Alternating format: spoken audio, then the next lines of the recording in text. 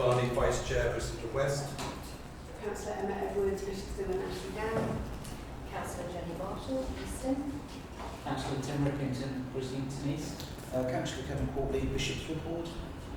And we're awaiting Councillor Weston. Absolutely, yeah. If you can all speak up quite clearly, because I've got no mics or no PA system here, so I'll be here. We can start with officers with Ian. Ian Hogan for the Scrutiny.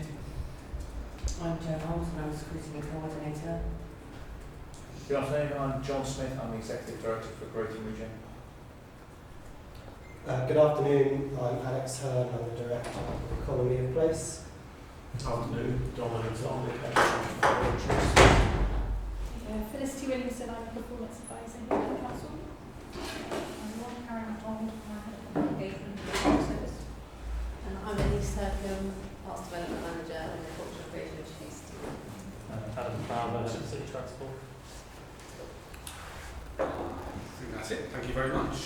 Apologies for absence. I think we just have apologies for Councillor Hussain. And no substitutions. Would anybody like to make a declaration of interest about something that we're talking about tonight? No? Excellent. Thank you very much. We'll now move on to the minutes of the previous meeting. Does anybody have any comments to make about the minutes? Any changes? Thoughts? No? Okay. So I'll sign off the minutes at some point. The action tracker. Yeah. So, I'll just scroll down to it. There were two outstanding actions after the last meeting. One from the 20th September that I'm still continuing to follow up for you with the Parks and Green Spaces officers. I think there is a new officer actually in place now that is a biodiversity officer, so I can pick that up with them now that they're in.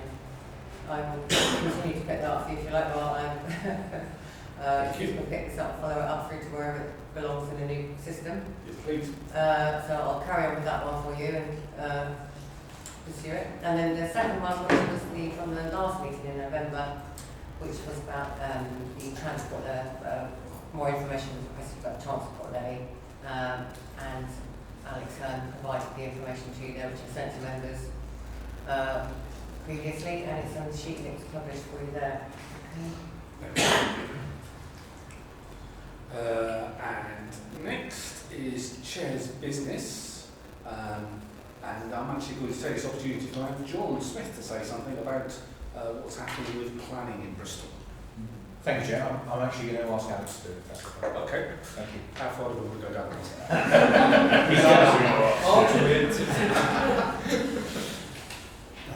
Thank you, Chair. So, just briefly, it's now quite well understood that yesterday from 9 o'clock in the morning,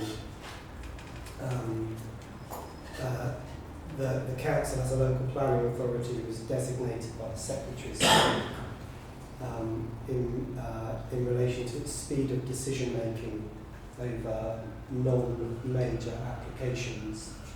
So there is information on our web pages for planning, but also on the government's website, .gov.uk, about what this relates to. So it's a specific cohort of applications that applicants now have the option to apply to the planning inspectorate for a decision, as well as still having the option to go to a local planning authority, Bristol City Council. So I would say that it's obviously not positive at all, and we recognise that, and we've been previously open in this session and elsewhere about the challenges within the planning service, and I think it's important to also recognise that there is a lot of progress being made in the service.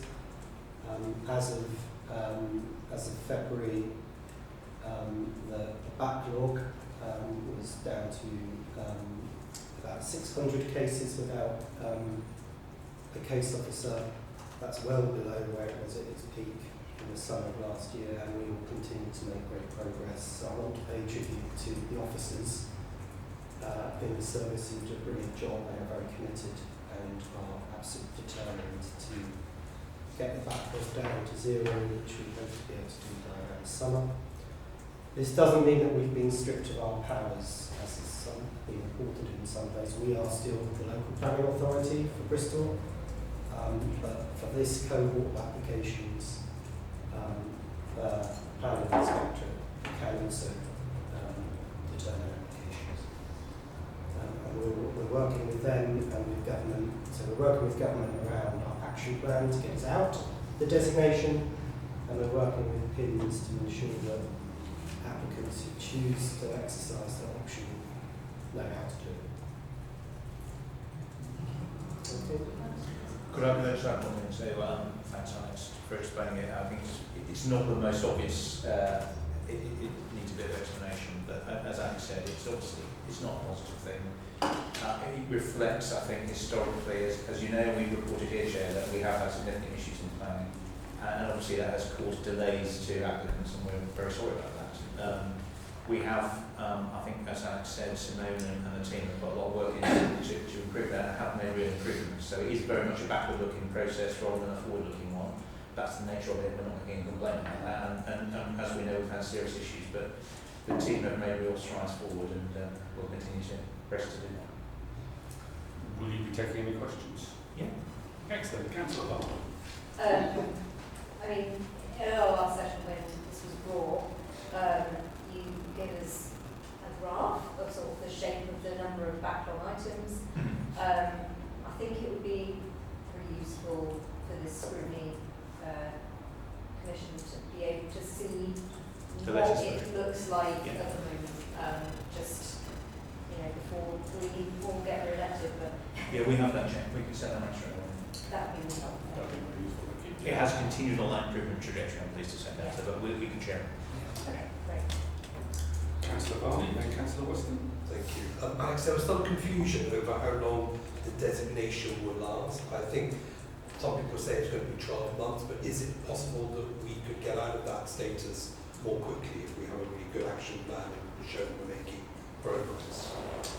So on the government's website, there is a note too that it's reviewed on an annual basis, which would seem to imply it's 12 months. But we also understand that if once our action plan is obviously approved and then delivered, if we can show 2 clear quarters of sustaining good performance, then there's every chance that we can have the designation listed. So it could be 6 months minimum, possibly a bit longer, depending on progress. Also, could I just ask a question about loss of income? I don't know if other local authorities have been put into designated status previously. I just wonder if there's any sort of evidence about what sort of income might be lost as a result of this status. So there will be a loss of some income. We are doing the modelling at the moment. Like I said, it's quite a narrow cohort of applications, and perhaps I should just give it try for the sake of clarity. This is not the householder applications where obviously your constituents would be very concerned about that and appreciate they would do suffer quite significant delays.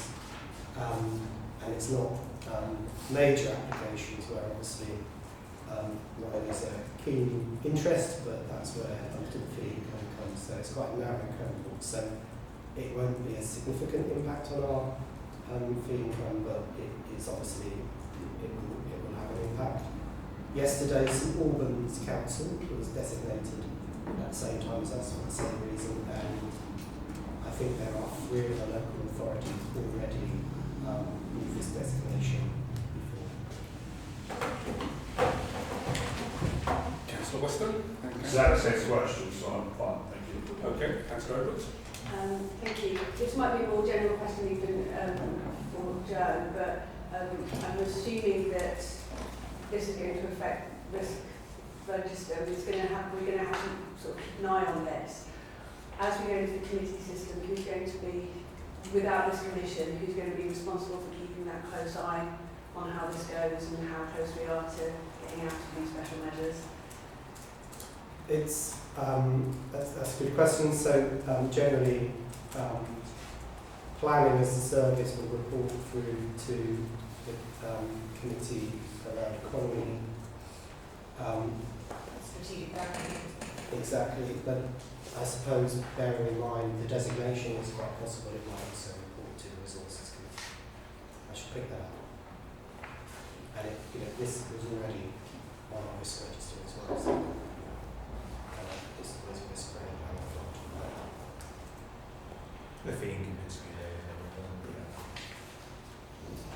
So we are having a planning workshop later in the month where we raise this as an issue that needs to be tracked.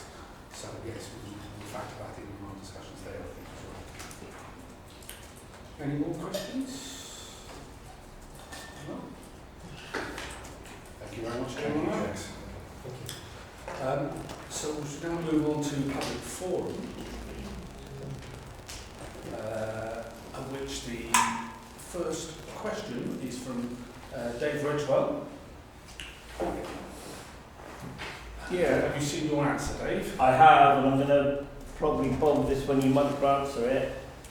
In the paperwork I received on Tuesday evening, just before Cabinet, from the Secretary of State for Levelling Up, it implied that he is very concerned about the duplication of services between the unitary authorities that form the West of England Mirror Combined Authority and the authority itself. One of the issues he's picked up. So I think I would say again, what progress is going to be in position to try to fulfil to reduce the duplication of effort, and bus stops and bus shelters are classic examples where we see vans turn up from Bristol City Council, I could name the officers, and we see officers from the West of England Mirror Combined Authority out on site. That is literally a duplication of public money in a time when we've got austerity. And I just wonder whether John has yet started to work through some of the issues that the government is saying to the West of England. Yeah, I'm happy to answer that. So, David, as you know, we had discussions last year with the Combined Authority about transport and where best to carry out the various roles between Bristol and the authority. Those unfortunately didn't lead anywhere, so they haven't restarted, and the team there said that, bearing in mind the other structural changes and issues, they weren't in a position to have those discussions at the moment. They're not ruled out forever though, and we may well have further discussions with them at some point, but there's nothing currently ongoing, I'm afraid. I think my follow-up to that would be with WECA in special measures and not being allowed to make decisions, very much like your planning authority situation, with a panel going into WECA to run it effectively by the Department of Levelling Up. I've got the detail. I think these discussions may be ongoing pretty quickly to see how much money and duplication is actually going on. I'll just leave it there probably, just a statement I've read. So I think my next question is about the bus services. One of the issues that's led to the sorry state of where we are at WECA is passenger groups, of which you've met a number of them in your recent meetings, feeling that they were ignored by the authority, by this authority, and by WECA, and have been in considerable correspondence with Mark Harper and Michael Gove. I believe part of the decision for the intervention by the government was not purely based on council leaders not being able to work together, but on a considerable number, more than any other city region, of passenger groups, including like the Older People's Forum, Disability Forum, Ashton Vale passenger groups, and many groups in North East Somerset, South Gloucestershire and North Somerset, writing and contacting the Secretary. I'm aware of all that correspondence, and I think this is the result. So I just ask the question, in view of the absolute concern in this city region and these communities are still cut off from public transport. And I thank Don for where we are so far, because we have moved in the last few weeks with more services. But how important is this city taking the fact that its working class communities have no access to a public bus service? And the only place it is severe as this is Stoke-on-Trent. And really, just in view of what's happened now with the Secretary of State, what action is this council now going to start to take to work through the process? And I make the point, even Don's own ward, you might be the chair of Western Gateway, but he's not be able to save, and I'm respectful for that, might be able to save his own bus service that runs through the city and goes up through Lawrence Weston and goes to Cribbs Causeway, Service 3, which is of great concern to residents. So I do ask, what doubling down of effort by officers here, as Highway Authority, not Transport Authority, is happening to make sure we fill these gaps and start to make sure, because, Chair, final point, we have to resubmit the bus service improvement plan on June the 12th, and we've got the government sitting in Wacker alongside the Mayor, so I just make that point. My question is, what action is going to be taken now? Who wants to take that one? Well, as you mentioned, we are the Highways Authority, Dave, and the action we're taking is the Portway business case came through Cabinet. We're beginning work on the entrance and egress of the Portway Park and Ride, all of which is building up infrastructure which will make those services much more attractive to North West Bristol, to commercial operators. Not that I believe that commercial model of public.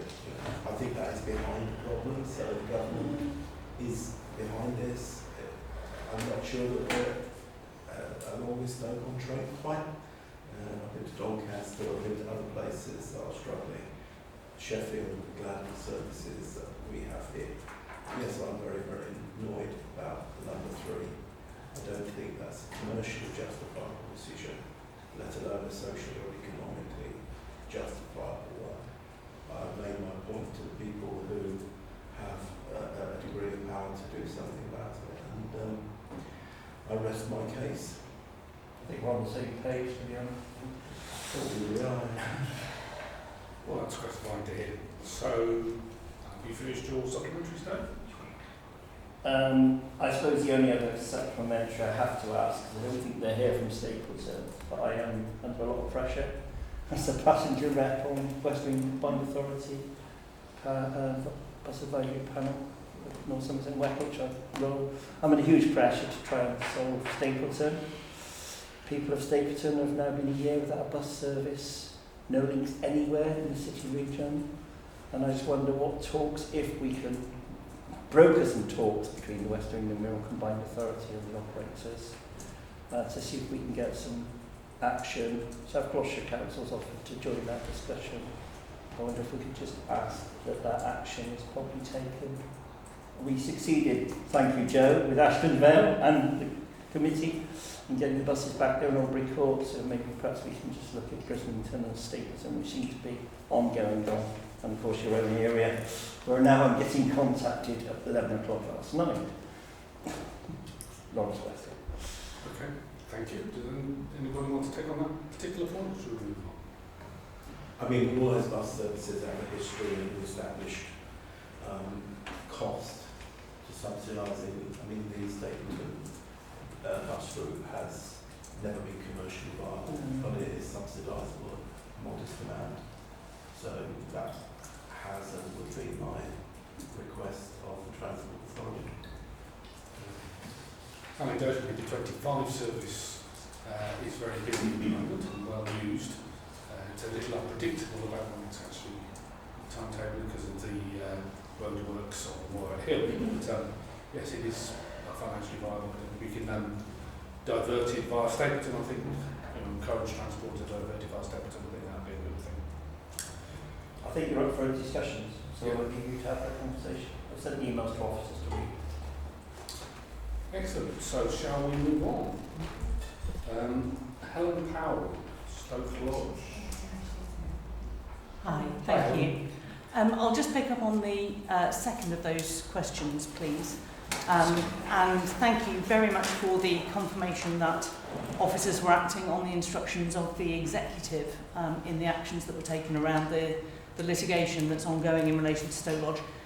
However, it is unlawful for the executive to interfere in matters decided by the Public Rights of Way and Greens Committee, and thousands of pounds have been spent on barristers' fees trying to overturn their decision.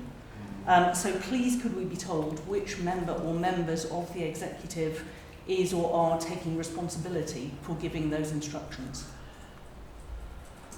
I'm happy to respond. I'm afraid I can't answer that question, Helen.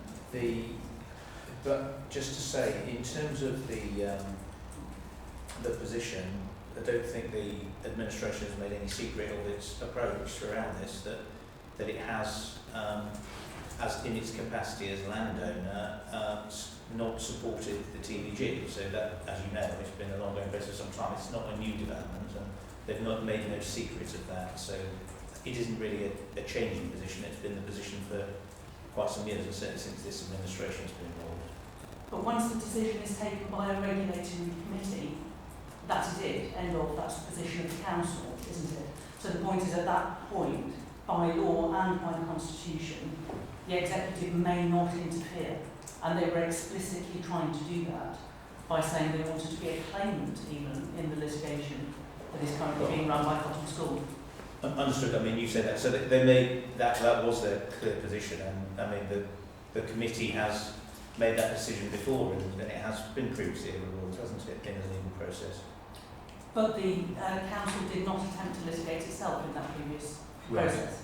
It was bound by the decision of the council, and it defended the committee's decision to register the land in the previous judicial review. So what is novel here is members of the executive attempting to undermine and overturn a decision that was properly taken by a fully delegated regulatory committee.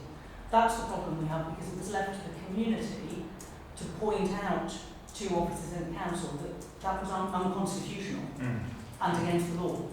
Yeah, there are regulations and the constitution that say that cannot happen. So as you say in your paper, the judge found as he did, and it was clear that he didn't feel that the council could do that. So that's understood. So that was a legal ruling by the judge, wasn't it? So the judge couldn't be represented in two capacities. So that's accepted. Yes, but what I'm hearing is that somebody in the executive was spending council money, public money, on instructing barristers to have a jolly good go at doing that. And that's what I'm trying to get to the bottom of. The council tried to break the law. Who signed off on the attempt to break the law? Well, so I don't think John's going to answer that question. Yeah, that's what we'd like to know. Well, it was clearly the administration's position. That's all I was saying. I mean, in terms of who it was, I don't have anything further to say than, but it was the administration position. And that's your view that it was breaking the law. Obviously, we went to court and got that ruling from the court, didn't we? So and we've now acted in accordance with that. Unfortunately, Heather, I think the only recourse you actually have is public forum and full council next week. So get a question in and ask the mayor if he took that decision. And if he chooses to answer that, he might say himself, or he might say one of his cabinet members. I do not know. But that's the only forum you actually have to get an answer, because I don't think an officer will speak for the mayor in that respect. We'll continue to try. Thank you very much.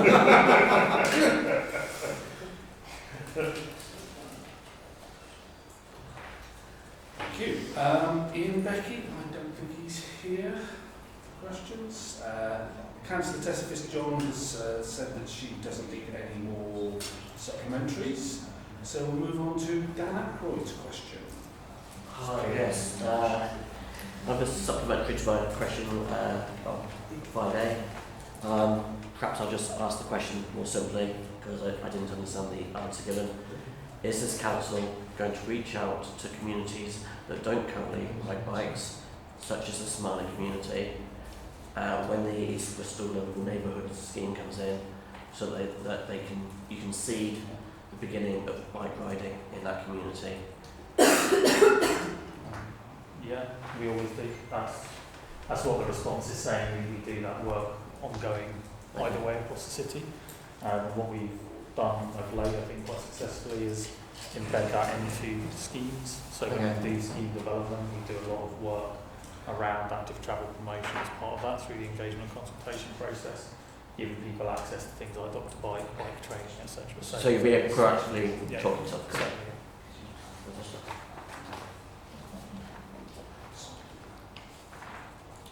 I think some of that has actually happened already. Yeah. There have been pop-up It's bike been happening as part of the. But I suppose that the question is how targeted is it? Because pop-up is different to, say, I know there was like a Bristol women's cycling club thing that was, I think it was northeastern, but has that been looked into, joined up? Have we, how many of the options have we explored, or are we just using the ones we usually use? Because we want to obviously improve it. But yeah, we're doing a huge amount. It's increased significantly over the last 2 or 3 years. So we had a presentation in my service meeting the other week, and we've gone up by a factor of 10 to 100 in terms of the amount of people we're reaching and kind of interacting with. We've had various funding pots from the government, like the capability fund and such like that helps us increase that. The CAS money has been useful as well in terms of outreach to communities. And as I say, what we're doing a lot more of is using the capital money we get from these capital schemes that deliver improvements to fund staff to do that engagement as partners as well. So it means we can do a lot more outreach and a lot more targeted work with people. Yeah, it's actually thinking about it, if there was another scrutiny, it'd be a really good thing to bring along and go through. Your next question, Dan? Yeah, questions 5C and 5D.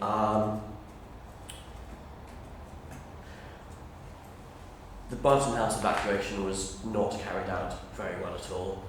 I don't think we should just be following standard practice here. A huge amount of money was spent on dealing with it, and it's been an ongoing source of mental harm to the residents of Barton House due to how poorly the evacuation was handled, and it's still causing problems with a lack of trust between the residents of Barton House and the council, because quite frankly the evacuation should have been handled much better. It wasn't something out of the blue.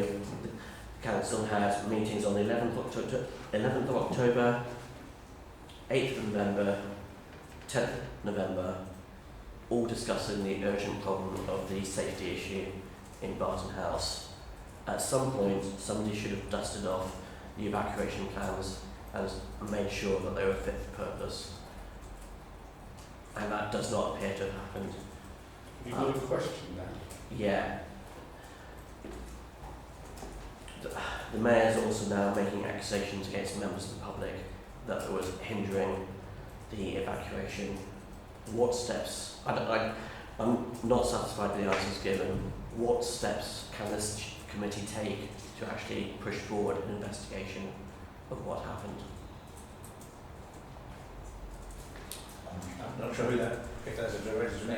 I'm not sure what steps this committee can actually do to investigate in that respect. I'd have to come back to you on that one, but John, you want to say something about the evacuation process? So, Dan, thank you for the question. It's been a really major incident for the council. I'm not disputing that. And the timing of the evacuation was extremely difficult for residents, and of course there were a lot of distress and concern. I'm not seeking to disagree with you about that at all.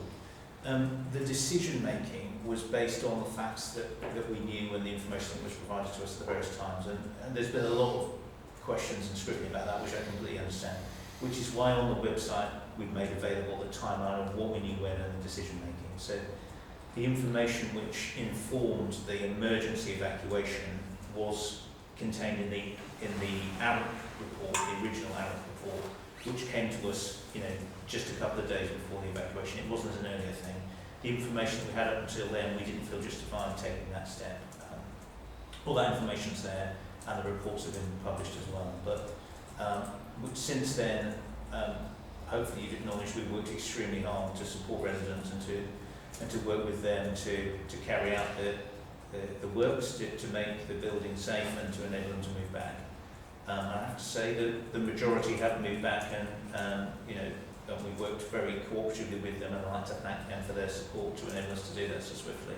We do have some residents who are still raising concerns, and we have put them through a process to assess their needs, and a number of them are now being housed in an alternative hotel provision for the members. So I would just acknowledge, Dan, thank you for your question. It was a really serious case, and we will learn lessons from it undoubtedly. All we meant by the response is, for that sort of critical incident and declared in the way it was, there is built into it a review process, which has already started actually. We've already had a session to look at that, so we will make sure we learn from it going forward. Thank you. Can I ask a follow-up on that? You certainly can. With the review that's happening, the review and evaluation, is that going to be looked at by any independent bodies? No plans to do that at the moment, Councillor, but Okay. So I'd like to move on to statements. And the first statement is from Felicity Pine. Do you want me to read it out? Well, you can speak to your statement. You've got a minute or so if you'd like to summarise it. That'd be great. No, it's a very short statement and I'm happy to read it out. Thank you for the time. As a Bristol City taxpayer, I am alarmed and concerned at the amount of money spent by BCC in connection with the recent High Court hearing, 24th of January 2024, before the judge, Paul Matthews. As I was an observer at the all-day hearing, it was very clear to me, almost from the outset, that the judge did not buy the arguments that the council could act in two capacities, or in his witty words, that Bristol City Council isn't an amoeba that can split itself in two. With regard to the costs of BCC's actions, it would appear that Councillor Paul Wilmhurst's brief fee will be in the region of £10,000 to £12,000. And there were also written submissions from Douglas Edwards KC Senior and his junior, Michael Feeney. A reasonable estimate is that Mr Edwards' rates were around £700 to £750 per hour. Two employed solicitors were also present, and inevitably there would have been officers' time involved prior to the hearing. This is a lot of taxpayers' money which was spent on something that ultimately failed. Why did BCC attempt to litigate against itself in an attempt to reverse his own Prow Committee's decision to award TVG status to Stoke Lodge? That is my question. A perusal of BCC's accounts reveals that Stoke Lodge is not even recognised as an educational asset because of the length of the lease, 125 years to Cotton School. What a shocking waste of council resources. Thank you. Thank you. Helen, you've also got a statement. Do you want to summarise yours? Thank you. I'll be very brief because, of course, you've already been generous with your time. So, as we know, the response that was provided today confirms that there was at least one member of the executive who apparently felt free to act outside the law and with no regard to the Constitution. The response also says that the council never sought to take over the litigation from Cotton School, but that's only because the court stopped them. And I have the evidence here that that was the intention, if anybody wants to see it. That interference is unlawful and unconstitutional. So again, someone needs to explain who did it and why, and critically, I think, whether the decisions of other regulatory committees have also been affected by inappropriate executive interference. Thank you. Indeed, that's a very good question. Thank you. Emma Burgess is not here. And we've already established Ian Becky isn't here. Jackie Lewis. Suzanne? No. Jackie Lewis? No. Dave, you've got a statement in as well. Thank Do you. you want to be very brief? I will summarise it, because when I started to write it, it was about the need for the CAS money to go It through. is 6 pages. Yeah, well I started to write it, let me just summarise it. It was about the bus, money going to buses, and about the CAS money. And then we were taken over by events by Secretary of State and we go. So it gives me no pleasure to say that we are the only combined transportation authority in special measures. All the others are run by democratically elected mayors of different colours. But, you know, the system has failed. And a classic example of that is the last bus service advisory panel, where the bus service, no one's a member of that, me and the other councillors in control transport, when we finished 25 minutes early, and we were not given any detail of the bus service changes by first group transport or by stagecoach. And yet I sit on the Somerset Bus Advisory Panel board, and I knew most of the stuff to the south of the city because it was reported to Somerset County Council in public. There are very fundamental things wrong because we're spending £11 million of taxpayers' money through the bus service group plan between North Somerset and West Green Combined Authority. And yet passengers, supposed to be the heart of the decision making, we should be able to push back or support you on the number 3, to support Tim on 1 and 2, support the issue on Stapleton, and have a conversation with the first group by saying not put that money into those routes unless they were prepared to do more discussion with the community and the local authorities. It's not working the way it should be working for passengers, and we need to make sure it's democratic, open and transparent. Board meetings where executive members are present from the 3 UAs plus North Somerset, which of course is being asked by the Secretary to join the LEP. We simply do not reach agreements on bus service planning, on routes, on infrastructure, on the light rail project, which I fully support with Mayor Rees, on issues of bringing the LEP into, abolishing the LEP. They go on for 6 hours. And, you know, like the equivalent of West Midlands goes on for 2 hours. I had the privilege of being with Andy Burnham for a week and watched his whole operation and out with him. It was at a conference, Don, which is very good.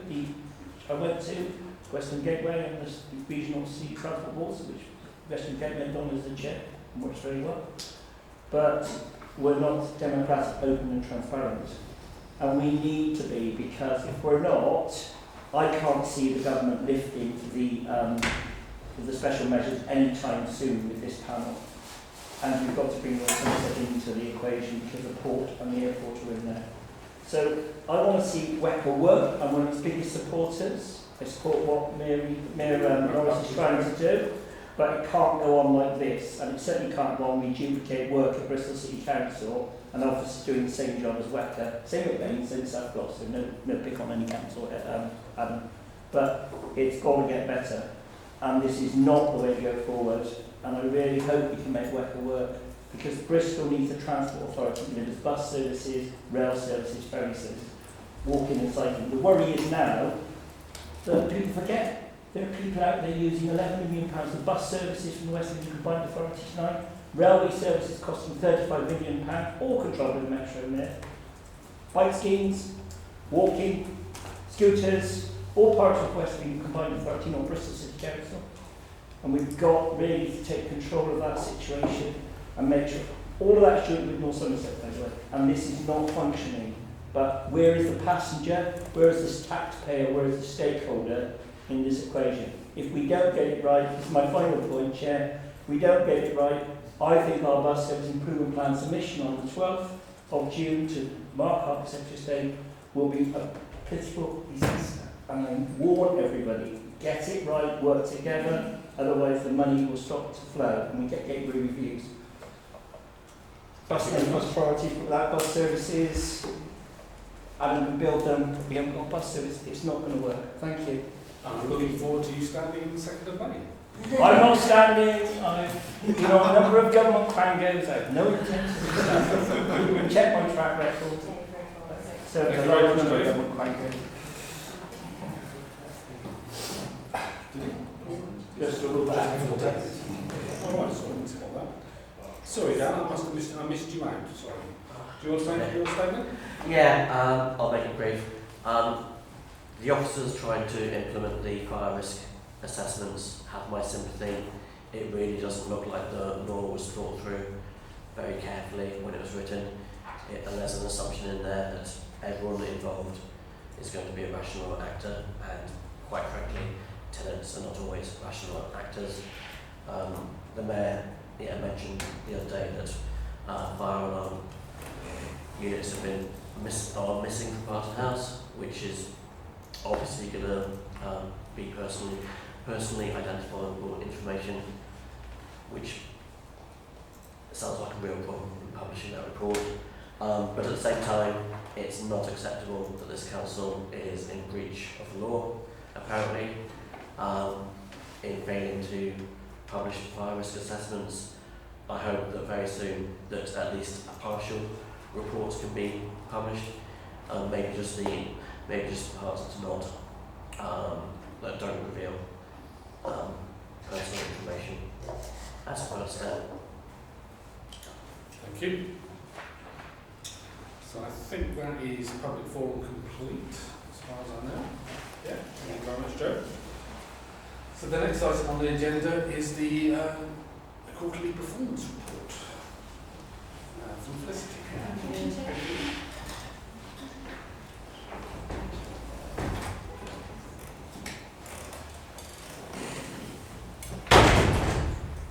Thank you. So we've managed to speed up the process a little bit. So we've now got the Q3 report, which I hope you see that as positive.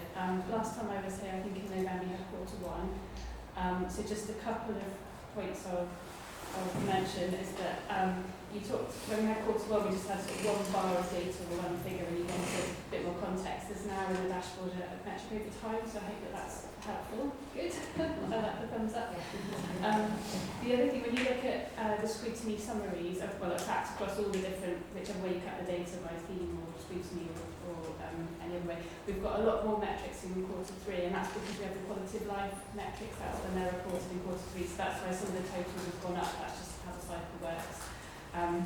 The other thing particularly relevant for this grouping, that the carbon emissions metrics, we weren't, because of the time it takes to collate the data and crunch it to be able to get the summary figures out, we weren't able to get the annual figure into Q4 data, so we've had to reluctantly agree that we'll report it a year with a year's lag.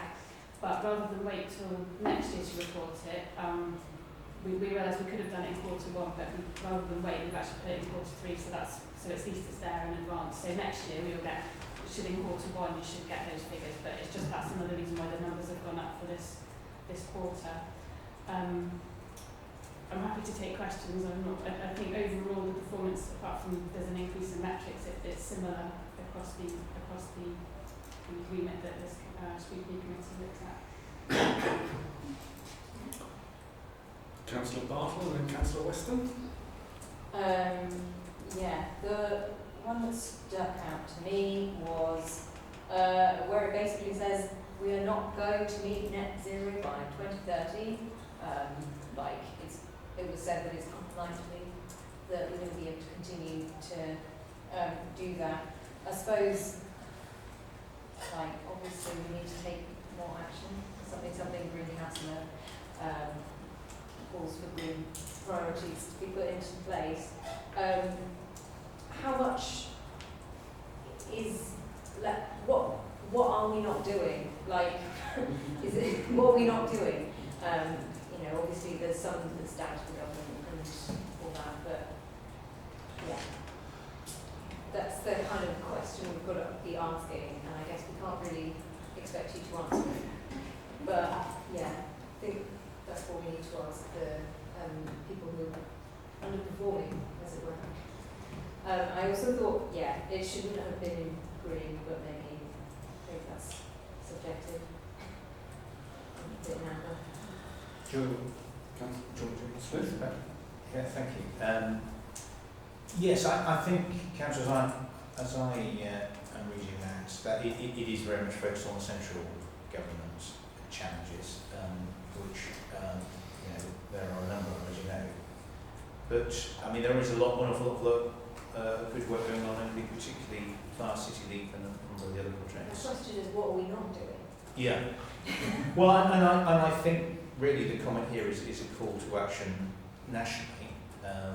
That's what I would say. I mean, there's obviously always more we can do locally, but I mean, there is an awful lot going on, isn't there? Councillor Weston. Thank you. First of all, Chair, I thought you were looking too comfortable there, so I was going to try and give you a last little bit of homework in your last meeting. Now, what it was, I fear it's probably going to fall to you, but it was on one of the metrics, the Safe and Active Travel PPP M120, and it's about road safety. And there seems to be a problem on that one. It's gone red, but we don't actually know if it's red or not, because actually we're not getting the data from the police, which the basing our stuff on. And this is the problem, because I've got a ward, a road in my ward, Hallam Road, where we have accidents, we have collisions. I tell officers about them, they go, well, we haven't been told by the police. So it's not up our register to act or to put any mitigation in, because the police haven't told them about the collisions and the accidents and the woman who nearly died in hospital, etc. So it goes to me, that's obviously a failure from the police angle to give us the information we need to make the road safer. So I was wondering if at some point maybe it would be worth us writing to the police and crime panel to tell our equivalent there, saying, can you poke the police? We need that info fast. Yeah, So funnily funnily enough, I am meeting with Mark Shelford, the Police and Crime Commissioner, next week. I'll be messaging the deputy right now going, what are you doing? Well, you probably have a closer contact in that way. And that will be one of the things we'll be discussing with him about the road traffic collision statistics, which are not appearing in a timely manner, so that we can plan both the provisions for mitigations, engineering mitigations, changes to roads to make them safer. So it's really important that we have that stats. I agree. Thank you very much. Homework accepted. I'll try and find you some more. I'll try and find you some trickier homework. Do you want to say anything about that, Adam? Just that, yeah, we're raising that as well. So the chief exec has it on his list of things to discuss with the BCC next time we meet. So, yeah, we are escalating this. We've been raising it at lower levels, but I'm not really seeing an improvement. Thank you. Any more questions? Tim? Councillor Rivington, sorry. Thank you. Yeah, obviously there's some ongoing concern regarding the number of street homeless and the number of people in temporary accommodation, which is really, to a large extent outside our control. But the thing that is within our control is the turnaround on reletting properties, which has been consistently in the red throughout the last 3 quarters. And I'm just wondering if we can see a pathway to get anywhere close to our target, because at the moment our target is something like 70 days and we're at 114, so I'm just wondering if there's any light at the end of the tunnel with that one. I mean, that is something that we've been paying a lot of attention to, Councillor, and we did make some good progress, I have to say. The diversion of a lot of resources to Bolton House hasn't helped, I have to say, in the last few weeks, I'm afraid. We are, so a number of the team there have been redeployed, so we're hoping to make some more progress by the end of this quarter, but that house, I'm afraid that hasn't been effect. What actions have been taken on that then?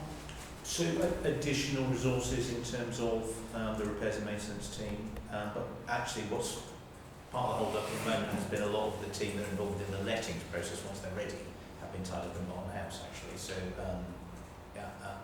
it's not an excuse, Councillor, we do need to improve that significantly, but we have made good progress with on the repairs and maintenance side, and I'm confident we can improve it. So is it the case that sometimes the houses are ready to be relet, we just don't have I mean, the team that we are addressing that now, so but that has been an issue in the last just in the last few weeks. You say we're addressing, and I keep that in, I'm really sorry. Obviously, we've had less resource for good reasons, that's fine. Are we able to get more resource, or is it just like those people are now back in and there's an extra 3 month backlog of things that they couldn't do, that is probably not going to go down, it could be going up. So that's something that maybe we need to monitor, that level of, that turnaround, well, we are monitoring it, so, anyway. Yeah, we are monitoring it closely, Yeah. and we are prioritising addressing it, acknowledging that it's not good enough and we need to improve it.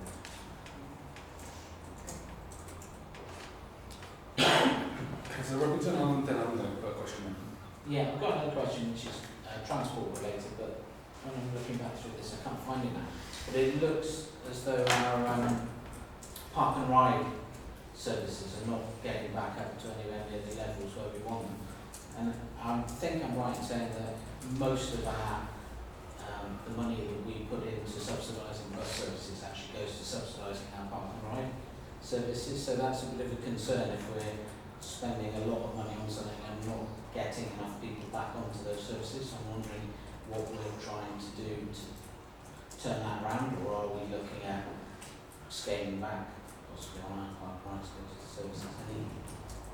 Yeah, so park and ride services have recovered less quickly than all the other services. So most of the rest of the network is 85-90% of what it was pre-COVID. Park and ride's more like 60%. I think that probably indicates the type of jobs potentially that people were doing. I think there's also, you know, now that people are maybe doing 2 or 3 days in the office and a couple of days at home, there's probably people are making more use of those parking spaces that are in as well. So it's kind of easier for people to access those. So we are seeing less usage of park and ride services. They are some of the most expensive services to support, but the cost per journey is the lowest. So in terms of value for money, they are the best ones to support. We are certainly pushing the combined authority to look at ways they can incentivise usage of park and ride services. And also we are doing a number of schemes on the routes of park and ride services. So the Portway scheme is looking at improvements to the Portway for the Portway park and ride.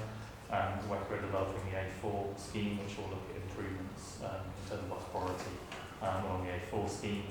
And on Cumberland Road, we've recently introduced the Cumberland Road bus gate, and there'll be further improvements on that route as part of the city centre project as well. So there are a series of physical measures that will be improving the journey time reliability of those services, which will help to make them more frequent. But we do also need to work with the combined authority to drive that patronage back and get the services back to the frequency levels they were. And are we looking at other ways to use them? So, for instance, you know, when there are big events in the city, are we looking to publicise using the park and ride more so that we stop people trying to get, you know, into those big events with their cars and things? So we sometimes it's closed, I think, on a Sunday. Yeah, like we may close at night, for example. So, you know, we do encourage usage of it, like particularly around Christmas, for example, and the Bloom Fest, things like we do encourage people to use the park and rides. There are limits as to what time they run and what time the park and rides are open till. Obviously the M2 was turned into more of a normal bus service rather than a park and ride service as part of Metro Bus, so it has regular stops. The Portway also has more regular stops. The A4 strategic corridor scheme, if that all goes ahead kind of as planned, we'll be looking at making that a more regular stopping service so that it runs later and gets more frequency, that sort of thing. So yeah, we're looking at improving the services in terms of linking them to events. It does very much depend on the times as to when the park and rides are open to it. Obviously, if we open them now till later in the evening, we have to pay more money to do that.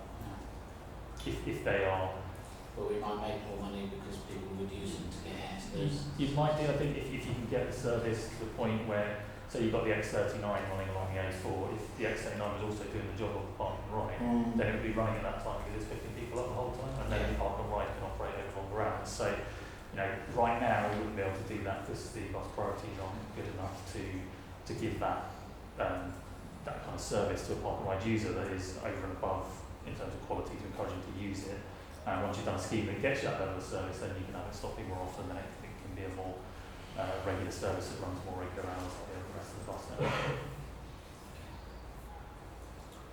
Thank you.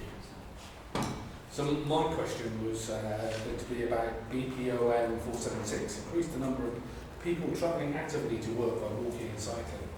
Now I can understand why the stats have dropped, because some of the major active travel corridors like the Concord Way, Spark Evans Bridge, Vauxhall Bridge and Gelferie Bridge was closed for a long time, has impacted that. And I'm just wondering if we could actually list the corridors that they think are actively reducing the statistics within the risk, so that we can have some sort of acknowledgement of that. We can do that, yeah, certainly. I think this data is from before Concord Way closed, but yeah, we have had things. Concord Way's been shut in 2021 on Bonington Walk. Yeah, on Bonington Walk. Yeah, the section 3 belongs to closing recently. Yeah, we can certainly do that. I think obviously the pandemic had an impact on the walking and cycling numbers. They are coming back up, so it's going up kind of up a percent each year, which is positive. I've got an update later that will show all the schemes that we're developing, so I think we're on a positive direction. Having routes closed obviously is not beneficial to the network. But yeah, we can certainly list those in the commentary. I think that would be useful, thank you. Any more questions about the performance report? If nobody else has any. Pardon? I've got one more if nobody else has got any. Go for it, Councillor Remington. I don't want to hold the llama. Just the home insulation and energy efficiency project seems to have had a very low take-up. I'm wondering if we're doing anything to try and increase that. We are. I'll have to come back to you on the specifics. Okay, yeah, I would be interested to hear what we're doing. Yeah, there's a lot of work going into that area. I'll have to come back to you. Thank you. And thank you for presenting that report. So let's move on to the risk report. And who's going to be presenting now?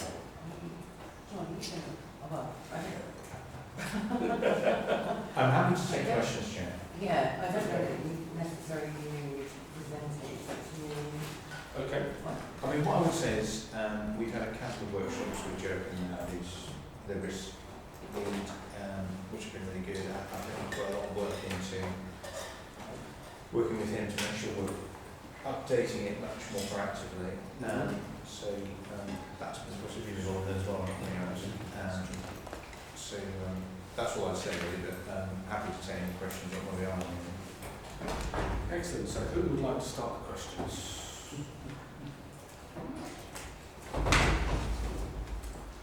Councillor Bartle. CRR 52, building safety obligations. I felt like this should be in the red rather than orange, given that, I was sort of thinking like the likelihood is that it has happened. Like we did actually have to do an evacuation. I mean, obviously we're taking some steps to reduce it, like auditing all of our buildings, but it's critical. It's critical. I think I'd like a bit more kind of reflection on how that program is going, and reflection of like, and sort of the latter half of the Barton Hill stuff is now, I know it, but it would be good to sort of get it out for the scrutiny feed to like give a little bit of narrative around it, I think. Just because it is critical. It's really bad. Can I build on your question, Yeah. Jenny? Because looking at CRR 52, there is mitigating action, evidence that all building safety build obligations are being met by ensuring all in-scope buildings are registered and key building information supplied. I'm assuming that's the fire risk evaluations that are published on the government website that people can't find. It is a wider thing, Chair. So this is the new building safety regulation, building safety outcomes. So we have to have all our high-rise buildings registered. We've seen some behaviour exchange. So they are all registered. Can I go back to the broader question? So Barton House, Dan raised the question, had a number of significant issues. As it was all based on an original report in 22, which as it turns out was significantly wrong, as it turns out. There are very specific issues around that. However, the wider issue of building safety regulation is a very significant issue, Councillor, as you say. I'd just like to assure you there's an awful lot of work and prioritisation going on to make sure everything was registered. We made sure that we completed the initial reporting. There's an awful lot of other work that's being done. We're doing various reviews. And the HRA business plan that came to full council top budget has significant resources dedicated to this. So we've got a lot of work to do to make sure that we're meeting all the requirements. We've set up a compliance task force within the housing team to address that. I'm just agreeing with you really. There's an awful lot we need to do. We keep reviewing this. We'll keep it under review as we work through that programme. Happy to have another look at it as we will do as part of the regular review each month. Okay, so and I'll just sort of add one final question that's a bit more specific. So I believe that there are a number of buildings that in our portfolio where if they went on fire, you could guarantee someone would die. And I feel as though my question is, how fast can we get that closer to zero? Obviously we can guarantee it, but how quickly is this going to be ameliorated to a point where we can kind of take it out of the red, as it were, with this task force in operation, for example? Yeah, I understand. So there's a number of different fire risk mitigations, and that is only one of the building safety compliance issues, but I mean it's very important, of course. There's a whole range of things that we're doing, as you know. There's a sprinkler programme. I think that the centralised fire alarm solution that was brought in at Barton House is a very good solution. We're looking at cladding, and so there's a range of work looking at that. I have to say, the one reassurance I would give is we work very closely and very collaboratively in partnership with Avon Fire, so they are very aware of any issues and conditions around our flats. They have strategies in terms of their response to each of them, and tailored and specific strategies in terms of how they approach evacuation or the right approach to that building. So all I can say is we work closely with them to make sure we're following their advice and tailoring that as part of our response to each of them. So it's something we take very seriously. Great. Councillor Weston, Councillor Rivington, and then Councillor Evans. One go? Right. CRR 58, this is about the failure to maintain and replace highway and traffic assets. Oh, sorry. So, Q1 seemed everything's mitigated. Q2 it then drops like a stone. Q3 is basically kept at the same as Q2. And I just wanted to understand what is specifically worsened in that 6-month period that suddenly the maintenance of our assets fell off the cliff. Is it because we all suddenly went, oh, we just need to focus entirely on potholes, we just switched focus rather than our crews doing other upgrades? I just want to know why suddenly, and it literally just dropped, why that's happened and why it's not then picked up since then. So there must be, the trend has dropped, and that seems to be the new trend, is it's a lot worse.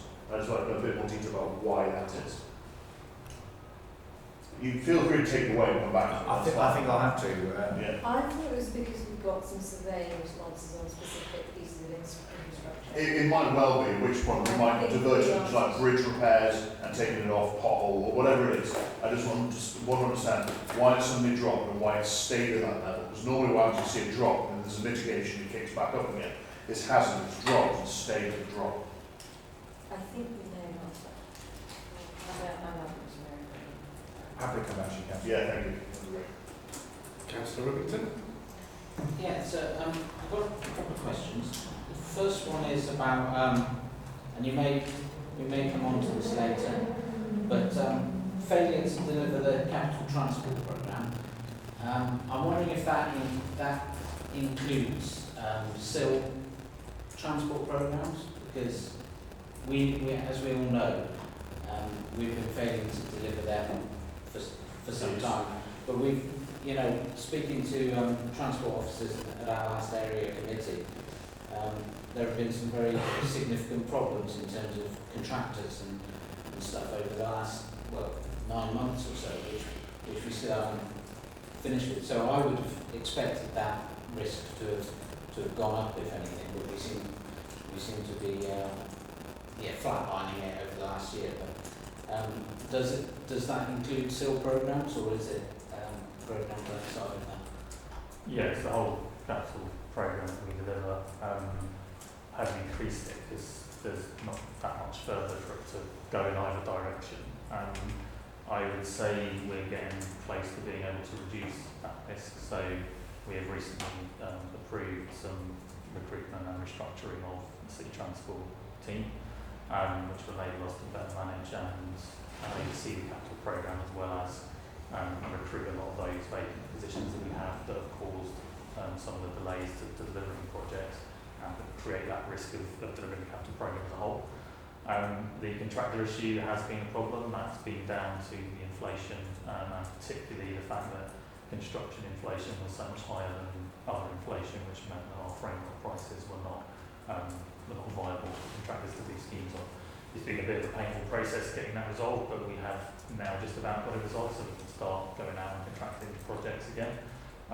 There's obviously a backlog of schemes. To assist with that, I suppose we have approved at the council with a £10 million of CAS money for local transport schemes that will help to deal with that backlog of schemes and also some of the increasing costs that we're seeing. But the risk really is about resourcing, which we are now starting to resolve. We are recruiting at the moment to various teams, and we'll be recruiting over the next few months further positions as well. So I suppose my question is whether we still seem to be assessing the risk as the same now as it was in 22-23, but we are taking some actions to improve it. So if anything, I would have thought that risk might be coming down. I'm expecting next time that there will come down. So there have been some things that have been worse risk-wise, some things that have been better. So we've done a capital transformation project that started doing health checks on capital projects, which has been helpful. We've been doing some of the work with the combined authority, which has been beneficial. On the other side of that, we've had people leaving and we've had the contractor issues. So those things are starting to be resolved. We've still got these things coming forward, so I'm expecting to see a reduction in that risk next time. Also, Tim, a lot of that capital programme is the bridges, don't forget. And, those are an unknown quantity until you've pretty much got it into pieces. So we've de-risked 2, 3 of them now. We have obviously potential other challenges coming up on those, but the further down you get, the more you are clear that your risk is diminishing, because there's less you know. The more you know, the less your risk is, or the more quantifiable it is, which is almost the most important thing. Not how much is it going to cost, it's do you know how many how much it's going to cost. What we're saying is we're de-risking some things, but some other things have also gone up in the meantime, like losing staff, which is why it's kind of stayed at the same level. We'll see some improvement. Definitely, most definitely.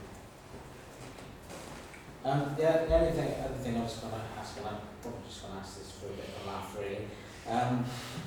Mass transit. You're right.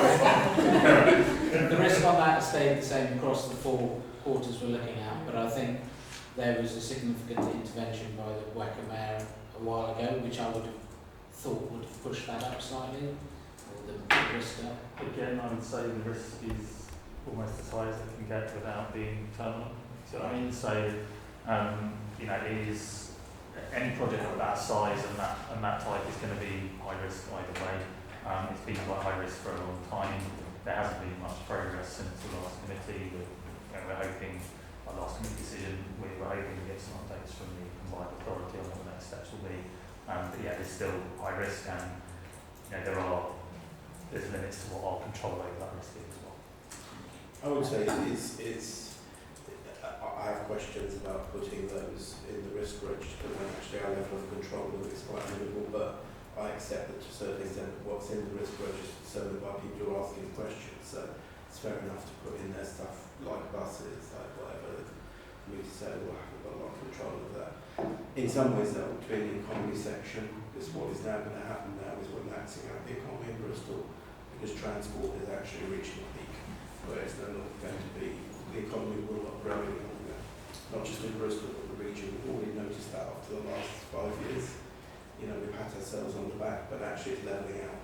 one of the reasons is it's very, very hard to work here, because travel is impossible. So it's really important to come up with a solution. I know in Bristol we kind of find it all amusing, discuss trams and this, or many people do, sorry if I don't share that. But it's really, really, in terms of the economy now, potentially going to affect all our lives.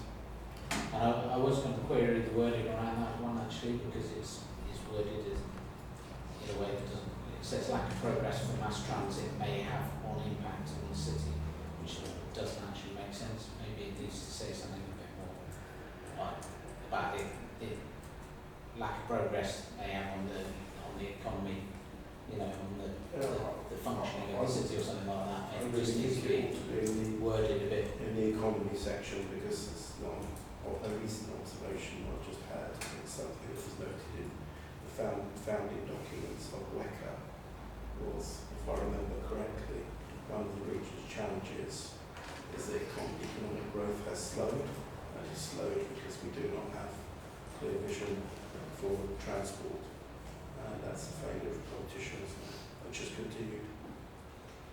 Would I be right in thinking that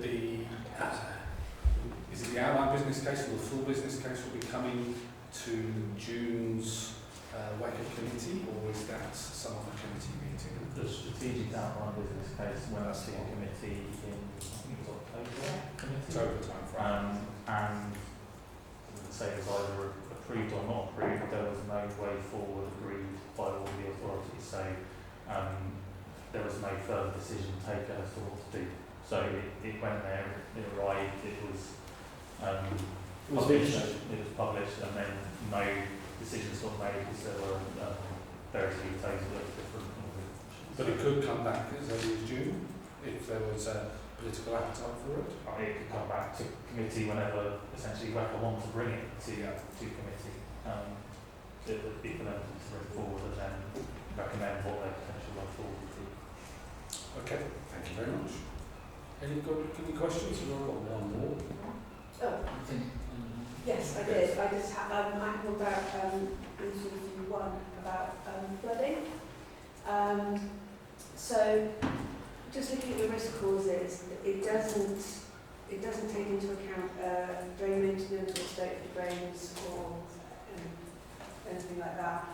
Is this just focusing on fluvial flood risk, or does it? I don't know. You tell me about the drain. Or does it take in, because it says heavy rainfall, which would suggest surface water as well, and any minor flooding we've had in Bristol so far has been down to heavy rainfall, but also combined with poor drainage. So I'm thinking Lawrence roundabout when that flooded, and that was in tree roots in the drains. So yeah, I think I'm just looking for clarification. Either is this just fluvial, in which case I don't know why heavy rainfall's on there. Well, I suppose that does also account for fluvial flooding. But why isn't drains a risk factor? So it doesn't feel local flooding from rainfall events. Generally, so on Whitchurch Lane flooding was on that's down to a watercourse where the grate got blocked, like at the tunnel at Boyne Lane, again, a watercourse that got blocked. Where you get flooding from a gully doesn't tend to damage properties. It tends to be when you've got an actual watercourse that gets blocked. So that's where the focus is. So the flooding team's focus is on managing those bits of flooding infrastructure, which the drainage network is kind of not part of the flooding infrastructure in that way. It's doing the kind of daily removal of rainwater rather than controlling watercourses, if you like. That said, we do work with the drainage team, which in highways to look at issues, and things like Vauxhall roundabout, Junction 3 roundabout issues that need resolving because it's a drainage system, but it does lead to flooding that makes areas impassable for pedestrians in particular. Most flooding stuff and the money you get from government for flooding is focused on property protection. So it's about stopping flooding that will provide damage to flood property. So the highway stuff is more of a highway drainage issue. So we need to build that into our highway plans as well as if we do strategic transport schemes, can we deal with those issues when we go through there as well? Because sometimes they can be quite complex. So would that particular risk be part of the highways risk then? Yeah. Okay. Thank you. So I've got one question. CRR 59, failure to deliver timely statutory planning decisions. So I'm assuming for Q4 it's going to go into the red, and the likelihood is going to go further to the right to the top, because it's actually happened. Can we have some more detail associated with this risk about the statistics about what is the planning backlog and things like that, so that we can have some quantified evidence associated with this one, please? Yeah, I mean, we'll, as we just said, we'll have the update, the information that we provided you last time in the latest position. Chair, it's a slightly complicated one now, because the backlog position continues to improve, actually. The risk might actually drop as the mitigations kick in. Yeah, I mean, we're in a lot better position than we were 6 months ago. However, the designation will have an impact. I would say overall we'll still probably be in a better position than we were, because I mean, obviously, with the significant backlog we had 6 months ago, we were in a much worse position than we are now, even with the designation, I was saying. But anyway, we will look at it. I appreciate that, performance is improving, the backlog is reducing, and also the period of time it takes to allocate terming applications is coming down. So we will continue to improve unless something drastically changes. But the optics of the designation obviously is at odds with that. But the other point I make is there's clearly more detail to put in this was and we will do that. So we'll update the figures as well. Thank you. Can I just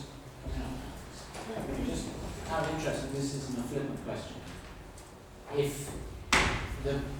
people choose to go to the planning inspector instead of us to make their decisions, will those figures be included in our figures? Because I've had experience in the planning inspector actually taking longer to make decisions than the Bristol City Council. Yeah. So, that could actually reflect worse on our position. So we'll keep them separate and make sure we can monitor. I think I need to confirm that. I mean, we will still have a role to play, so we will still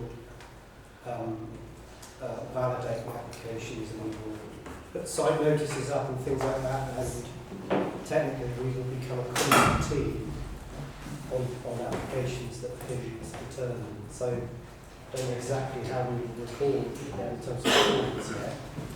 But you're quite right, the planning inspector has backwards.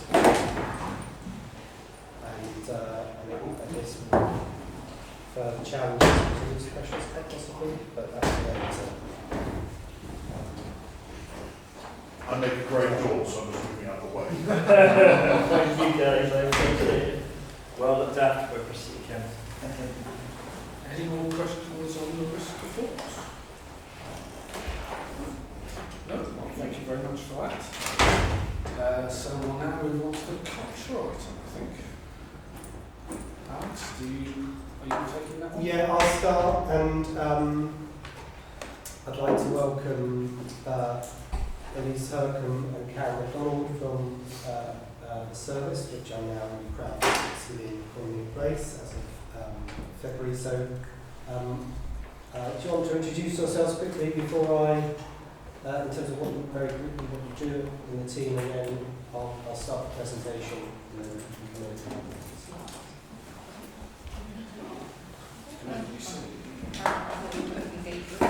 And that includes the aspects of the service in the museums that are about the changing programmes, so exhibitions, events, activities, learning, that's formal learning and informal learning, and arts development. But I talk very much learning about arts development, so Elise, who's been doing all the work of developing that, is going to explain more about the arts development side. Yeah, so I'm Elise Neckham, I'm an Arts Development Manager, and our work is very much about cultural development in the city.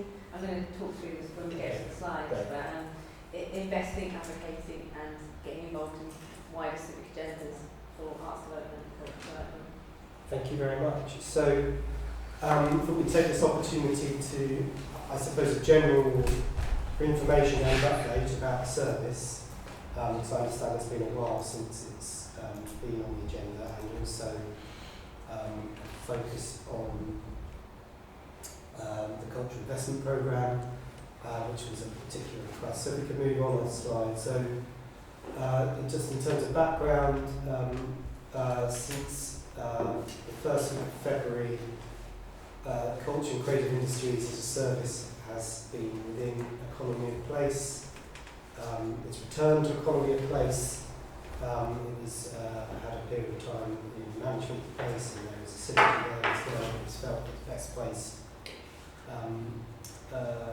with the services, the other services that I'm responsible for.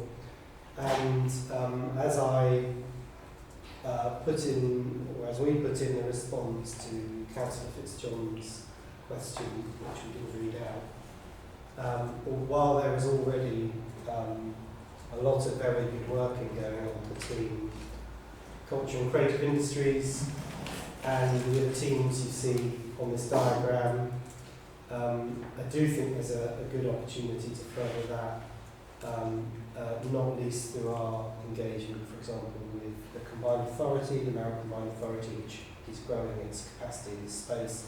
I sit on the directors' meetings that consider projects and funding programs around culture, and of course engagement with the regeneration of the city and the organisations involved in that, whether they be public or private sector organisations.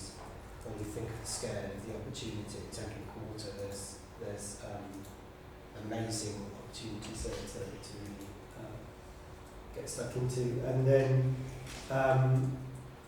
just a final point, the service doesn't have a head of service at the moment, and it hasn't since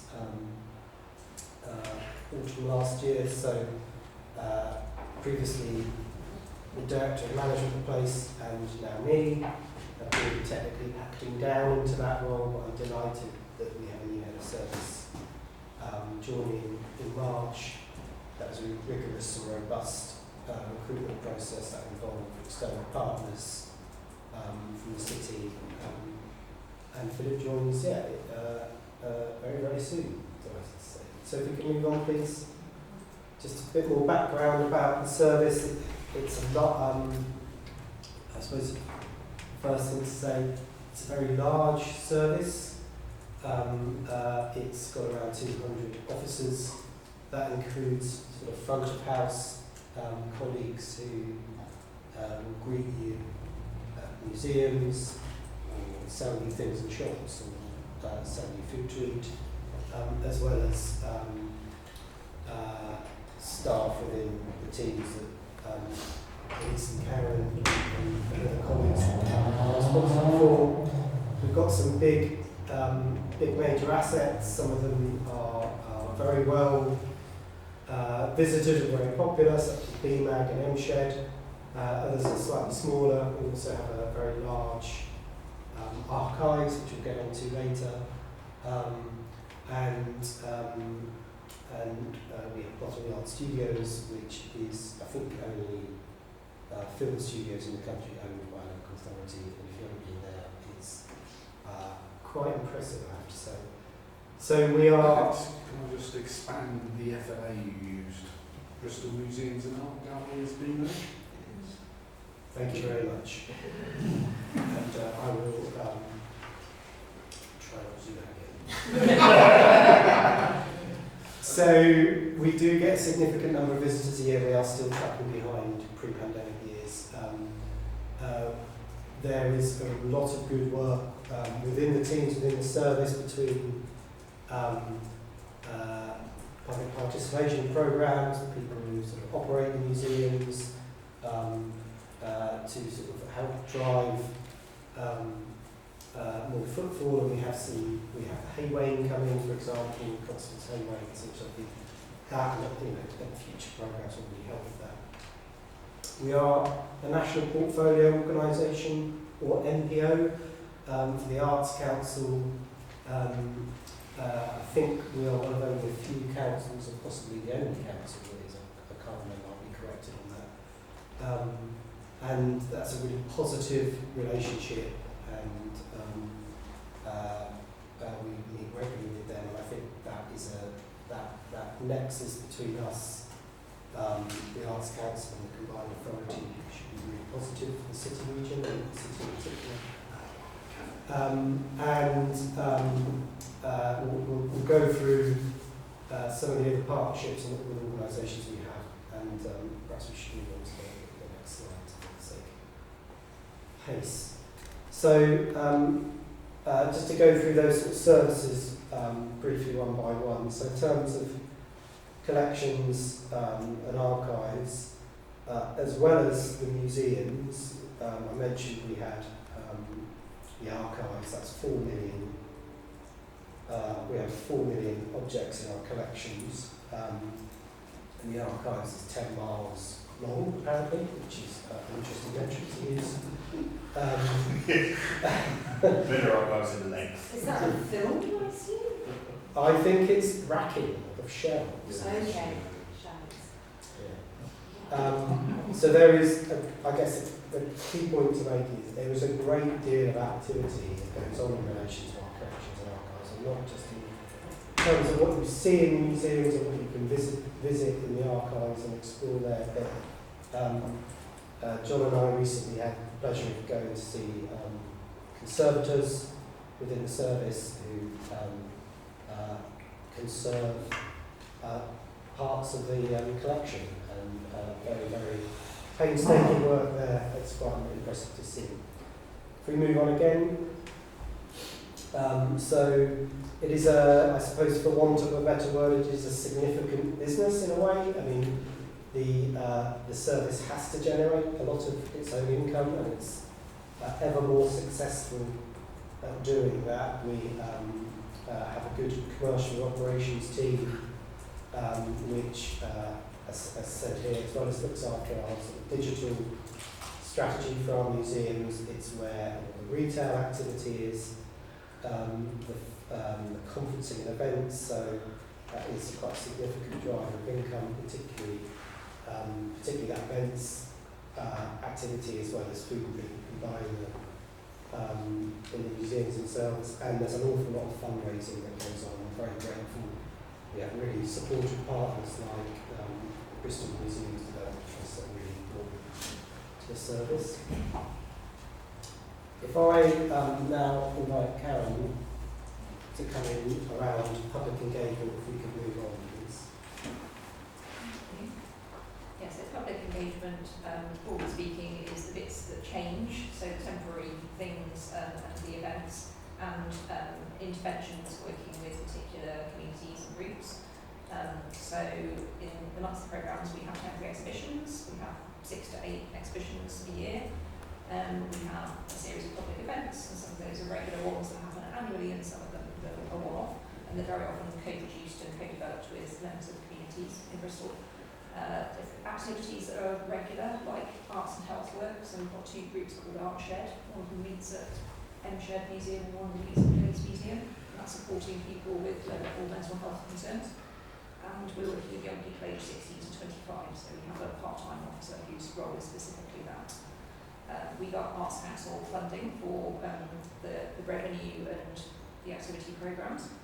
Our audiences at the moment are hovering around 220,000 per annum, and that's people that either book a ticket to come to an exhibition, book a ticket to come to an event, or we record engaging with them in a workshop, or something like that.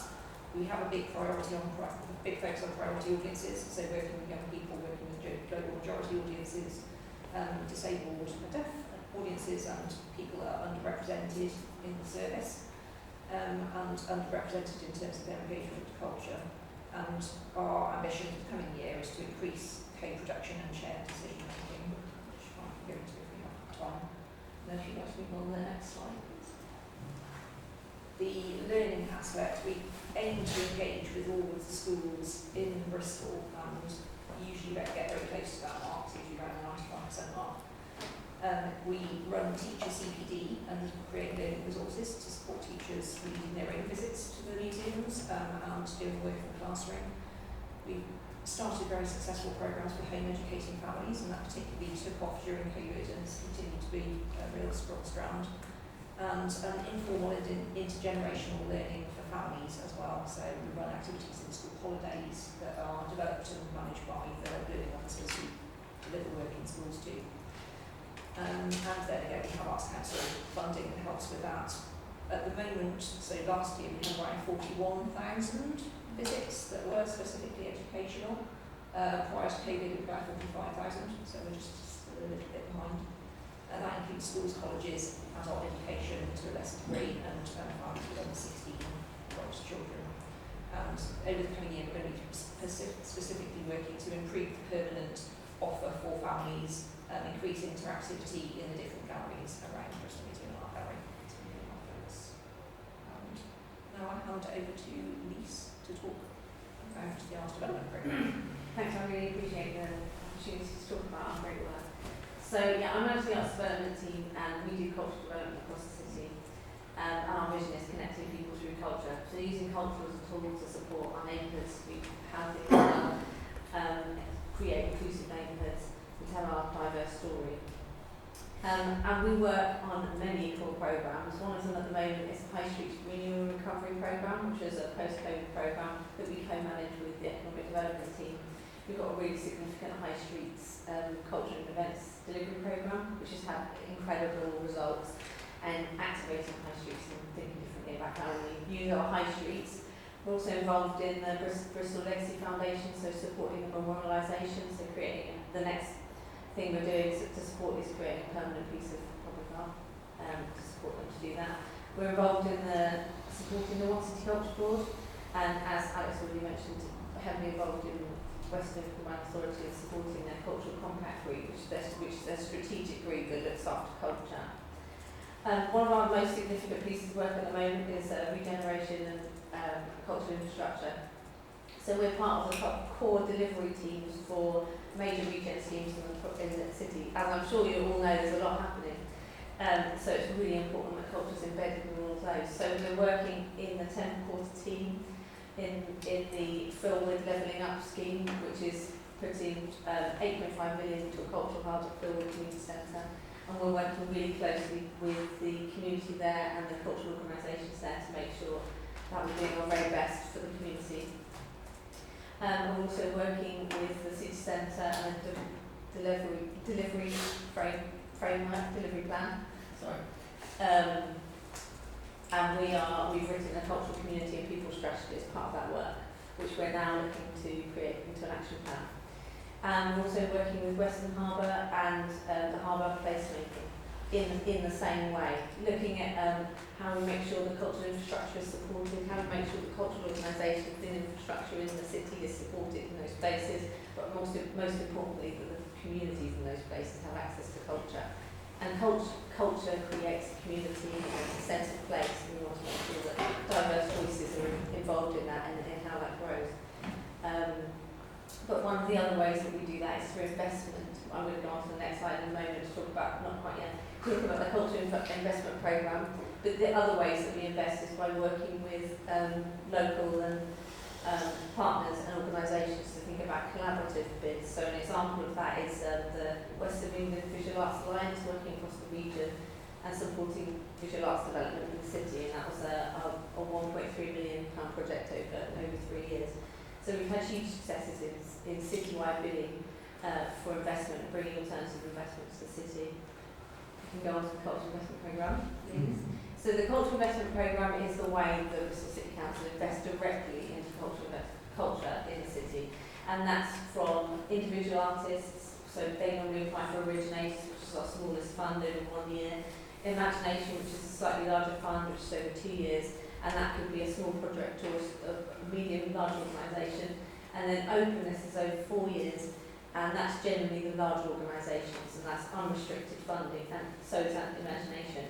And each of these strands, they can deliver a programme, or they can also use the money to deliver aspects of their work that they want to develop. So it's about supporting the cultural ecology in the city, making sure that we're investing in the right places. We've had a shift in the last round for our aims and objectives to focus more aligned to Bristol City Council corporate strategy around inclusivity and changing our portfolio so it's more dynamic and more diverse. And the imagination and openness recipients that we've just agreed through Cabinet is exactly that. It's a very dynamic and diverse portfolio, so we're really proud of that. And one of the overarching aims that we're really focusing on is addressing the threat of global climate ecological emergency, which we'd like to develop further. And through the period of this last funding round, we also look to our objectives, make sure they're fit for purpose, make sure they're going to deliver what the council need in the city for culture, but also what the organisations need.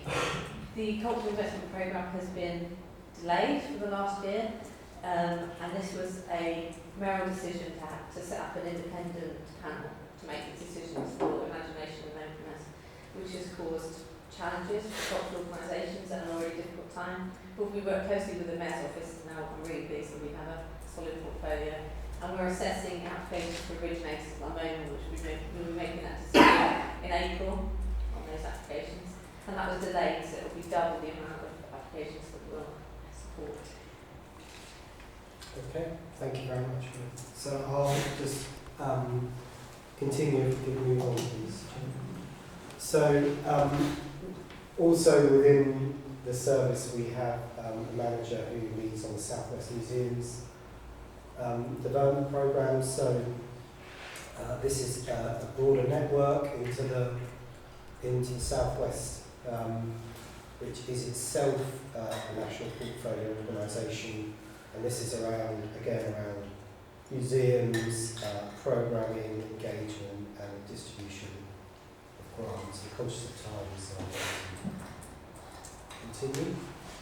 And then finally on to film, I mentioned the Botany Art Studios. So this is a very large piece of economic and cultural infrastructure for the city. Film is enormously important to the economy, and we should be really pleased that we have this. I think its location in South Bristol is not just positive in terms of its impact on supply chains and opportunities for local people, but also the fact that it's a facility for the southwest of the country as well. So it's the right side of the city in that respect. I've recently been on a tour. I was lucky enough to go onto the set of my son's favourite CBeebies show, Dinosaur Adventures, which is basically a green screen, it turns out. We were expecting live dinosaurs. Yeah. That's in a different lab. I've seen Jurassic Park. He did have a real Jeep. It has a particular role to play in the market, so it's not the big Hollywood blockbusters, but it's very successful at the role it plays for quite significant productions that you can find on streaming platforms or on television. It's now expanded. It's got two sites quite close together, and there's been some combined authority investment into that. And then finally on film, Bristol is if we can move on again, please, Joe. Bristol is a UNESCO city of film, such is the importance, and that's recognised, and that puts it as part of a global network of other places, and that really helps to develop, I guess, the social value activities that come out of film in the city. So opportunities through skills, opportunities to really engage around crime, emergency, that sort of thing. And that's led to things like summer film takeover, and it really helps us with developing that sort of pipeline in terms of skills. So that is it. Thank you, Alex. Karen, who would like to open the questioning? Councillor Barney. Thank you very much for that presentation, really interesting. You mentioned, Alex, at the beginning, we're currently tracking below pre-pandemic visitor numbers. There's currently about 700,000 visitors per annum. Do you know what the trend is, like, in terms of about which way it's going and what we're doing to kind of improve things? So my understanding is it is recovering, and it is, I suppose it's, when you think about where our assets are in the city, they're in the city centre, a lot of them, the big ones are. And in some respects, it's tracking similar behaviours about people who are using that part of the city. There is a lot of work going on in terms of the quality of the experience visitors get there, so not just the displays they see and the participation they can have there, but also the sort of experience they get there in terms of food and drink, the shops, that sort of thing.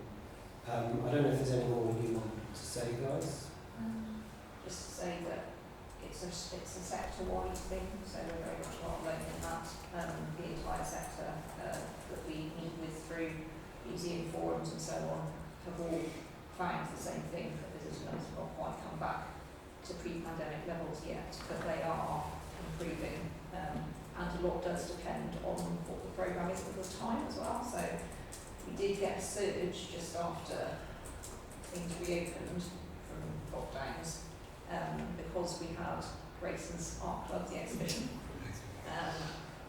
But those don't exist every year. We can't always have something that has. Not the hearing Thank you. One more question about the new head of service. Do we know, are you able to tell us anything about his background? Where he's come from. He used to work for us. He's currently the head of service at Gloucester City Council. And I think it's really positive. It's been really well received.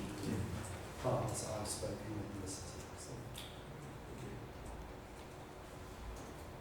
Councillor Weston? Councillor Edwards?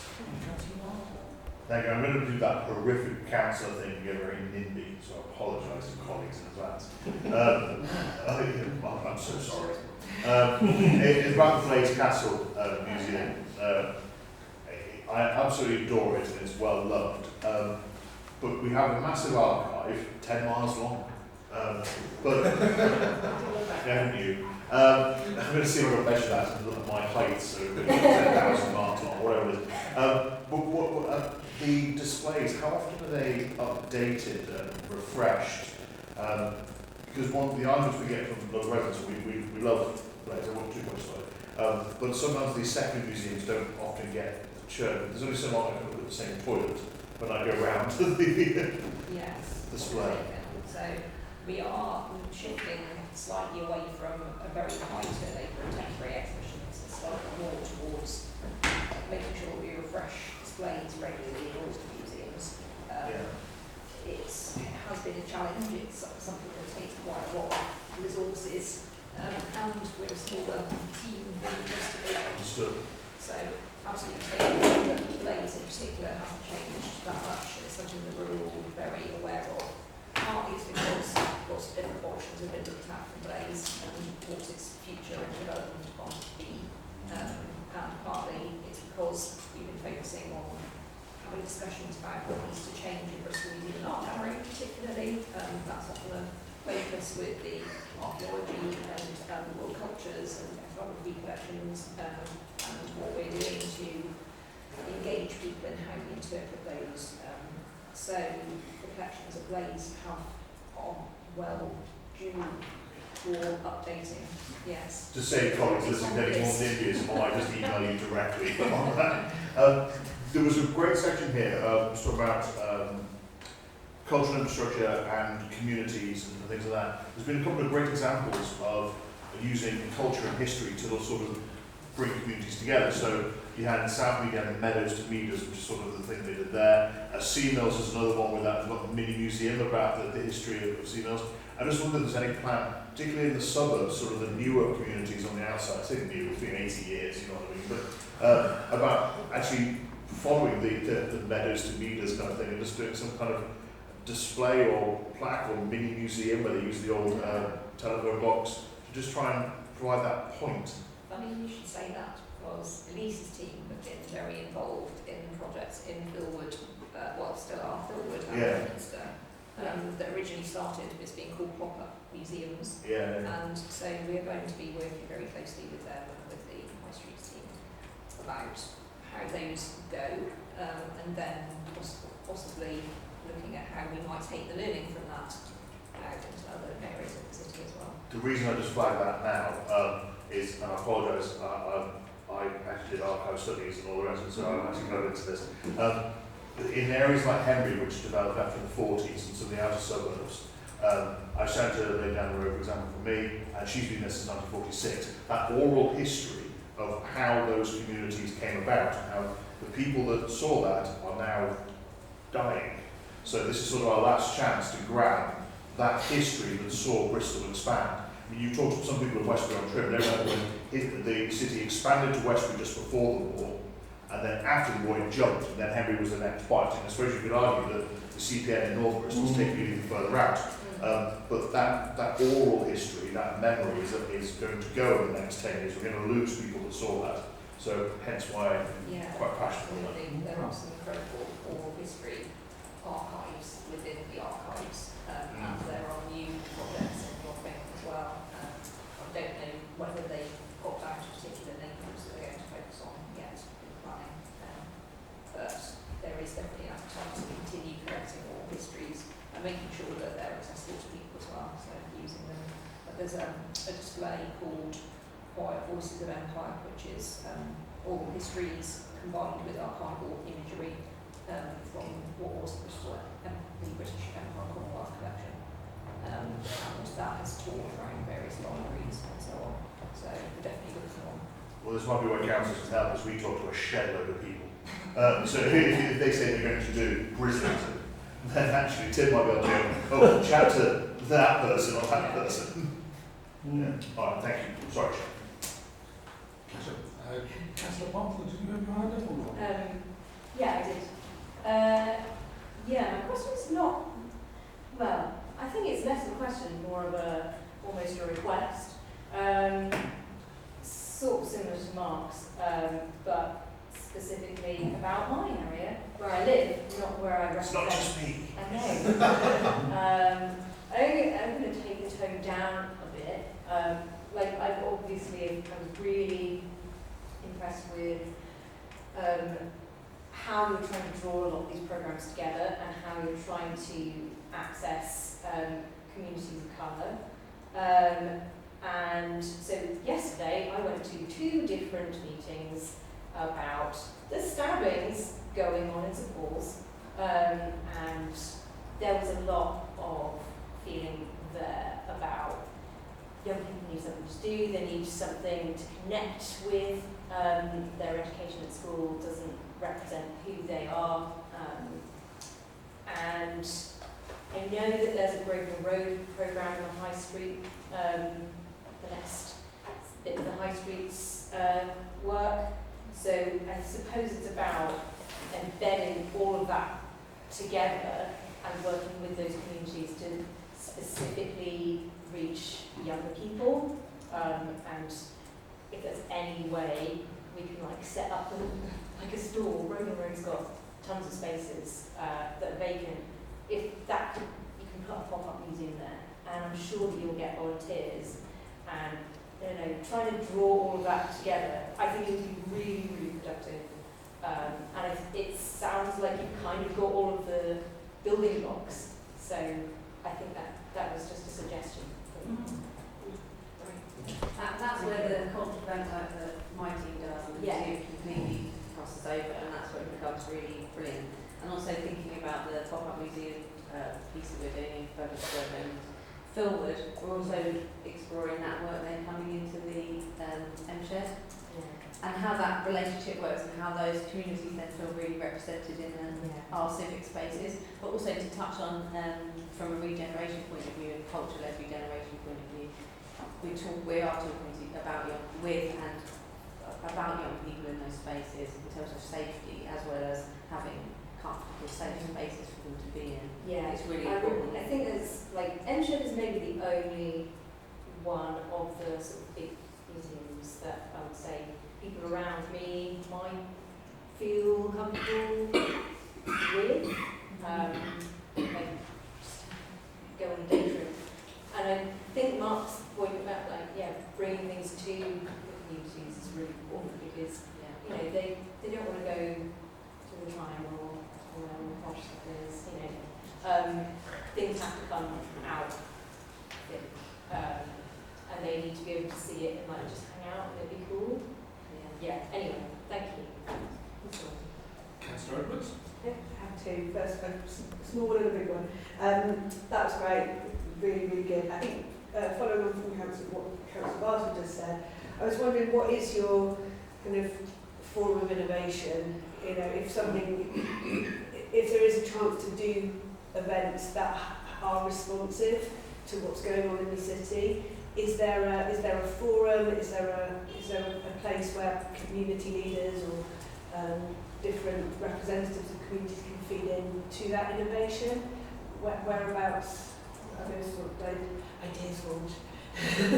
Well, I mean, there will be lots through arts development. There's a couple of different ways within the museum. So we just about to start creating a programming group who will help us make decisions on what exhibitions we bring in and what major events we run, which will be majority external. So we will be inviting members of communities to submit submissions of interest or being on that route to represent communities. And then they'll have opportunity to see all the proposals that are coming in and comment on what they think we should be taking forward, as well as trying to helping us to decide what we should be doing strategically, like what direction we should be moving towards. And then there's also there's various ways that people can engage with us, like if they have ideas for events that they would like us to be putting on or helping to support them with, they can come to us directly, and there is a lot that work goes on already. So thinking about like the St Paul's area, we've worked with loads of the community and creatives and young people from St Paul's on various different projects in the past that resulted in events. They haven't necessarily resulted in displays or pop-up museums, but yeah, there's ways that people can just come along and propose things to us and feed it through our programming process. It's going to be a big programme, or if it's a more modest one, then we can work in a much more light-touch and responsive way. And we've been having discussions with community champions that the community development team have set up as well. So we've done 3 meetings with them so far, kind of introductions, one at Bristol Museum Art Gallery, one at Shed, and one at the Archives. And those have gone really well, and they've started giving us some really great ideas about ways that we can engage with their communities and what would be useful for their communities, what we should be doing. A lot of them are saying, come out to us. So that's an ongoing conversation, and it's definitely the direction that we're going to be going in more in the next few years. Fantastic. From a city, can I just say, Yes. from a citywide point of view also, or region-wide, there's a piece of work that the West Midlands Crime Authority are funding, along with the Arts Council, to set up a citizen cultural assembly, which is going to be really exciting. So we'll be looking at supporting the further development of the cultural plan for the West Midlands Crime Authority, but I'm really keen for us to engage with that and make sure that we have as many opportunities for communities and citizens to tell us what they want, tell us what they need. That's what it's about. And any of the programmes that we do on arts development are really focused on that local community, but also working with the local community partners instead of us trying to reach people individually. It's about the community networks and the trusted community networks to make sure we're extending our reach as far as we can through partnerships. Right, that was great. The other question I have, which maybe is a little bit more negative, is what we've just seen in Birmingham. Birmingham City Council has had a financial, and the first thing that went was their culture. It was cuts to their culture and arts, and I just think Bristol is so. That's one of the things that makes Bristol Bristol is how how invested we are in arts and cultures. The sector itself. We've got some really big assets around arts and culture. How resilient is this? How safe is this? Is there anything in place right now that's going to sort of protect this sector if the way of all local authorities goes that we're getting more and more cut? What can we do to protect this sector? Well, I guess, it's a very big question, isn't it? I mean, there are some things that the council does which are obviously statutory, and there are some things that aren't, and there are bits of culture and creative industry service that are statutory, and bits that aren't. And it will be up to me to defend it as a director working with the service. But yeah, we have got a really difficult medium-term financial outlook, and there's nothing in the current budget to change the resources of the team, but it's going to have to continue its great entrepreneurial work, and I suppose the outstanding quality, not just of the service, but what comes forward in the city, to continue to attract funding support from the likes of the Arts Council and the Authority. Can I add to that? Say that even in the most challenging times that we've had, in budget-wise, we haven't cut the cultural investment programme. It's sustained since 2018. So we'll continue to do that really good job of protecting the sector as much as possible, but also holding on to the city investing in culture. But what we're also doing is we're creating an impact survey. We're designing an impact survey that we're going to deliver year on year for the wider sector, so that we can understand the social and economic impact and the health outcomes of having culture, so we can much more clearly articulate what it does for our city economically and socially, which I think will put us in a much stronger position when you look at comparable core cities. The cities that get more investment understand what culture does. Yeah. So we'll carry on that. So having it measured so you can actually, but then exactly as Alex said, we need to think really entrepreneurially about how we put investment in.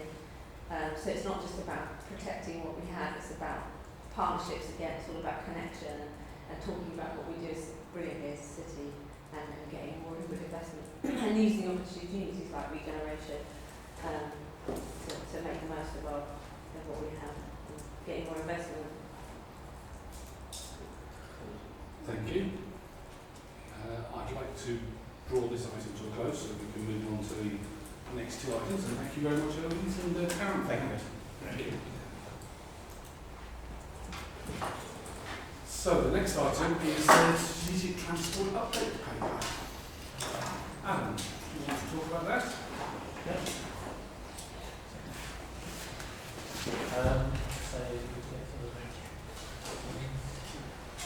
Just realised I didn't get the slide on, but yeah, you know, go away.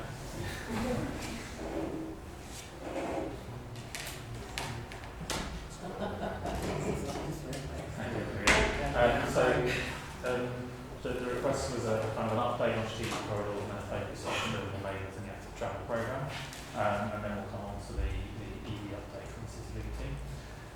So strategic corridors is really just a programme update as to where we are with all the schemes. The A4 Portway scheme we've split into two, so we have extracted the park and ride access and bringing that forward more quickly. That full business case has been approved by BCC and Weather and will start construction in August, targeting completion in March of next year. That will enable buses to go in and out in both directions of the way park and ride, so it will become more of a local hub for services. The other part of the scheme, which is the main upgrade to the corridor, the outline business case is set to be BCC cabinet in March 2024, and the combined authority committee in June. We're just finalising preliminary designs for some internal technical approvals, and then the full business case is placed early 2025 with construction in November 2025. So that is improvements to bus priority between the park and ride site and the city centre, and cycling improvements along the Portway as well. The city centre, so the schemes there are starting to move forward. We've got kind of 5 different areas that we're focusing on. Business cases are being developed for each of those areas. The key element of it really has been the bus rerouting. So one of the key things linked to the DDP is the closure of Allsfair and Penn Street to all traffic, which includes buses. So rerouting buses from that area, because it's a very, very busy bus area, obviously is quite a challenge. So we're having a lot of discussions on that with bus company first, and with the combined authority to look at how that will work best, and also looking at places like Newgate. So each of the 5 bits are moving forward reasonably well, with still aimed for delivery by 2027, but they will come forward at different times so as they become ready to be delivered. On to the next slide. 86 at May 418, so that again has also been split into 3 different projects. The central section of Victoria Street, we approved the FBC as have the combined authority. Construction will commence in autumn of 2024. It's probably worth adding that the Bristol Bridge has been delivered as part of that as well. So the recent junction up with Bristol Bridge, which provides a much enhanced pedestrian and cycle environment, and the cycle over the bridge, that is in place. The Victoria Street will increase that route all the way down to where Temple Street offices in essence, and the cycle that is there linking into Temple Meads. We'll talk about Market Gap later and I'll explain a bit more about the other loops in that area. The southern section, Wells Road and Stockwood, so we're kind of ready to go on the statutory consultation on that. Final business case is being prepared, so that's the FBC. And then on the northern section, we're still reviewing the proposals ahead of a further business case submission in 2024. Just to explain FBCs and ABC. So ABC is the outline business case, that's what we do first, then FBC is the full business case, which sets out all of the tendering and the detailed design elements. A38 South, Bedminster Green works are ongoing, as you probably might have noticed.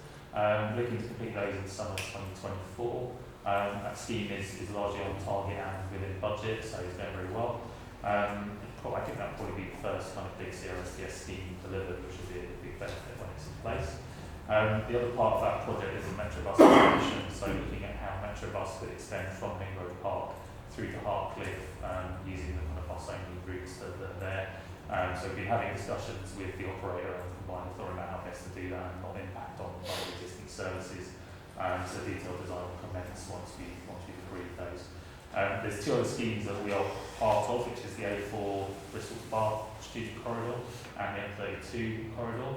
A4 Bristol to Bath student corridor, there are papers coming to record committee next week to update on where that is and develop a business case. Again, it's being split into different sections, the Bristol section, a Bath section, and kind of wider, longer term ambitions. The M32, we are working on the ABC at the moment, the outline business case, in further discussions with the Combined Authority and National Highways and South Gloss about the design and potential benefits, so that one is still in progress. We go on to the next slide.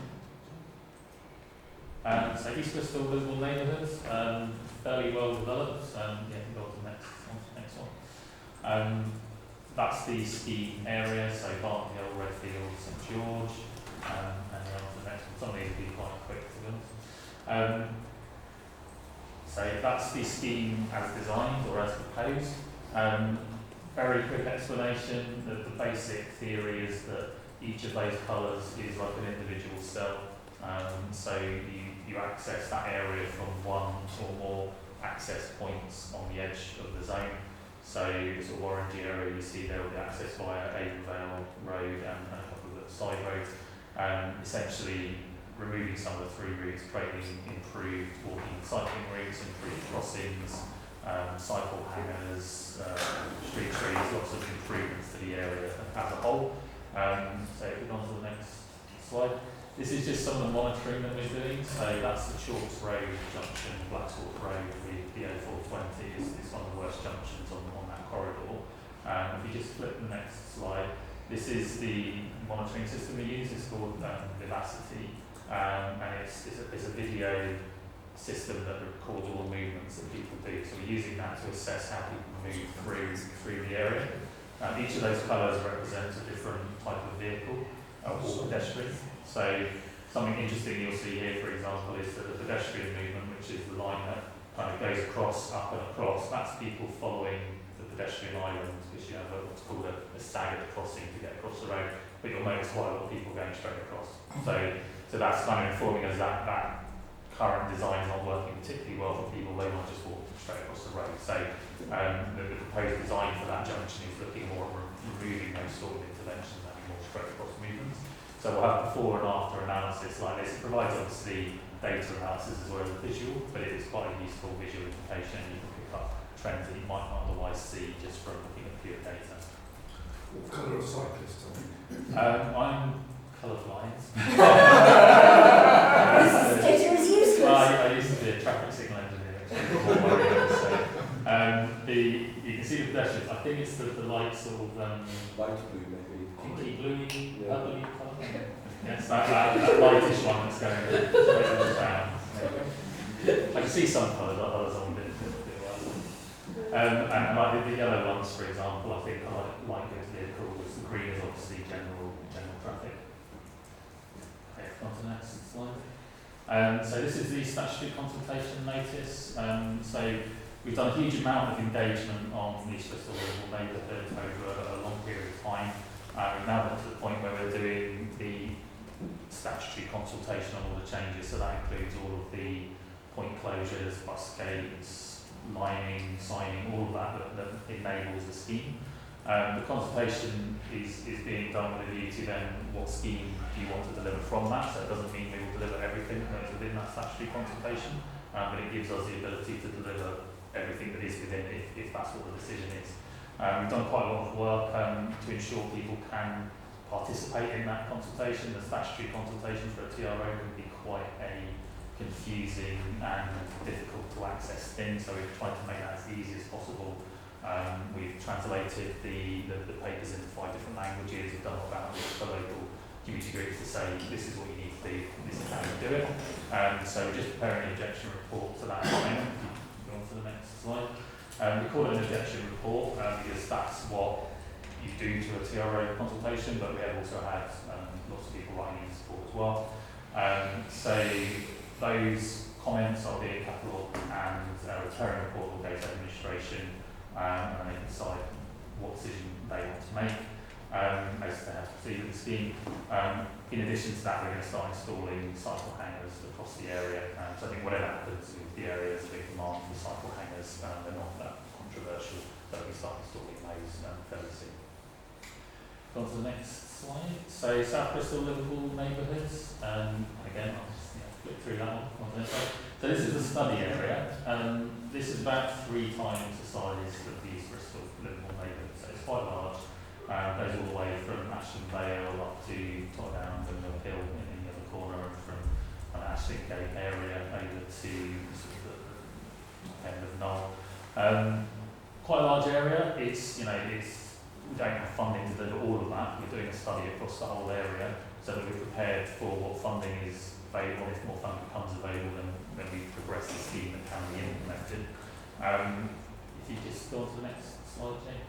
So it's the stage we're at. We've done essentially the kind of co-discover and co-develop. So we've done some of the kind of the early engagement, briefing with all the councillors, mayors office, etc. Developing kind of very high-level initial ideas about what a scheme might look like.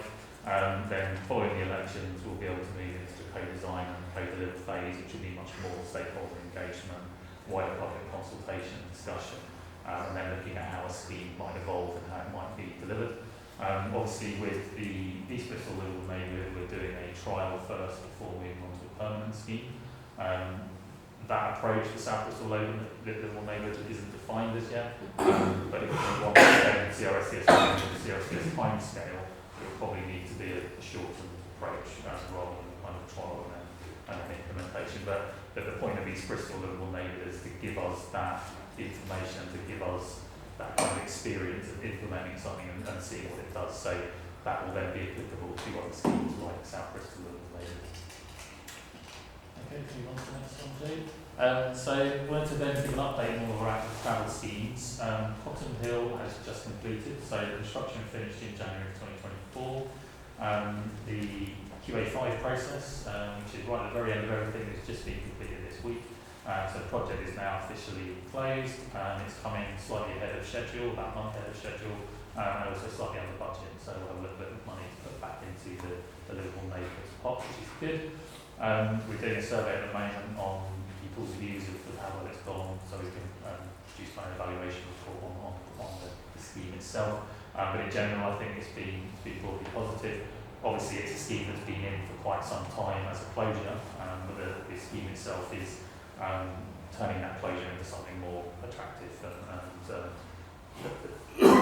benefits of being delivered. Park Road, so this is a really ambitious scheme, I think. As I say, I used to be a traffic signals manager, and I always said there was no way you'd ever get anything along this corridor. So when we looked at it during the pandemic in terms of the temporary scheme, it was quite a feat, I think, for the team to manage to fit something in along such a tight corridor that met the requirements of active travel England and created a continuous route.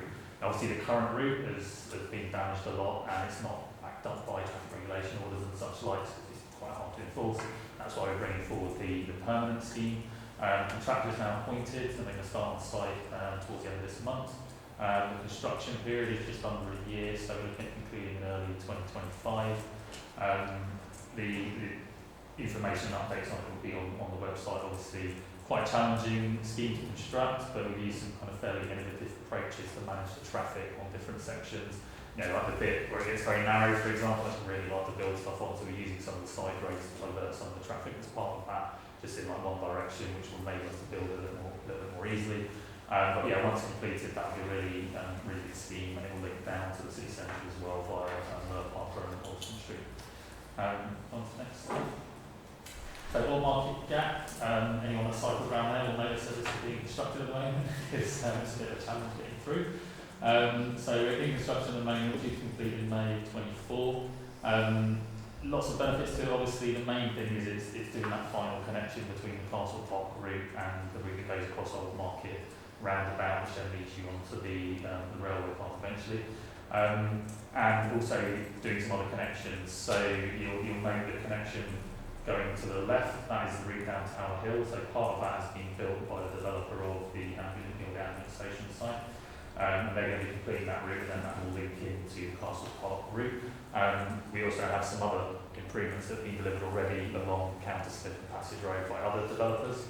So overall, when the Victoria Street scheme is done and this scheme is done, we'll have almost continually segregated routes across that whole area, which is a real improvement and funded by lots of different areas. So we've had developer contributions, CRSTS contributions, a variety of different funding sources that have enabled that. And, you know, sometimes it's not ideal to do things in bits, but actually it does all come together and there is that kind of longer term plan where it's all leading to. So yeah, that'll be a really good scheme when complete. If we go on to the next one. Just one other thing I was going to say about this, we're doing now quite a lot, you see on Bristol Bridge as well, of planting within these schemes to improve biodiversity and drainage issues as well, which I think is a really good element of what we're doing. The cycle hanger scheme, this has been a bit of a challenge because of the difficulties of getting the funding out of Active Travel England and the kind of grant offer letter approvals from the Combined Authority. We are kind of full steam ahead at the moment. We are, I believe, talking about Travel England just about extending their deadline so that it's feasible. They give us a very short deadline for this round of Active Travel Fund money. So we're ordering the hangers in May, construction in June 24, and hoping to complete by October. Lots of benefits to cycle hangers, give people access to being able to store a bike, which for a lot of people in Bristol can be challenging, depending on where you live. Lots of kind of dense terraced houses that make it very difficult to store a bike, so bike hangers are very popular in those areas. We're going to get kind of 40 to 50 hangers from that process, and there are other hangers going in on other schemes as well. Okay, go to the next one. A418, so this is a segregated bi-directional cycle route along the A418. That's going from Crow Lane roundabout down to Charlton Road. It's essentially mitigation of the CPNN. There's some bus lanes involved with it as well. That money is coming from CRSTS, but there is also outstanding Section 106 contributions due from CPNN that will enable us to do additional work there. We're about to go to tender on it, and then construction will be August 24 to August 26. Yeah, street space schemes. So street space is the name we gave to our interventions that we started doing during the pandemic, and we kind of get that name because it works quite well. So these kind of minor point closures. The one on the left there is the Victoria Street scheme. So it's really just building on the existing scheme there, again improving the materials, a bit like Cotton Hill, going back and doing it in an enhanced way and adding some additional benefit for local people and improved street scenes, so you get some trees and things like that, a nice enhancement to the scheme. And the other one then is Overton Road and Gloucester Road, just closing off a kind of a little wrap-run route, if you like, that will enable a nicer environment in that area, so basically people will sit and wait and also a better cycle link through there. And those are looking at construction following the full business case in early 2025. The other street space 2 schemes then, we've got Denmark Street in the city centre. So again, that was one that was closed on behalf of businesses, if you like, during the pandemic to enable them to use the street to serve more people. It was quite successful, but there are obviously access issues in terms of the hippodrome and such like. So a scheme that's going to enable that and build on what was done previously. And then the other one is Robertson Lane, Rosemary Lane, sorry, just off Robertson Road. So Rosemary Lane is used as a cut through for traffic coming kind of from eastern direction to get onto the A432 Fishponds Road.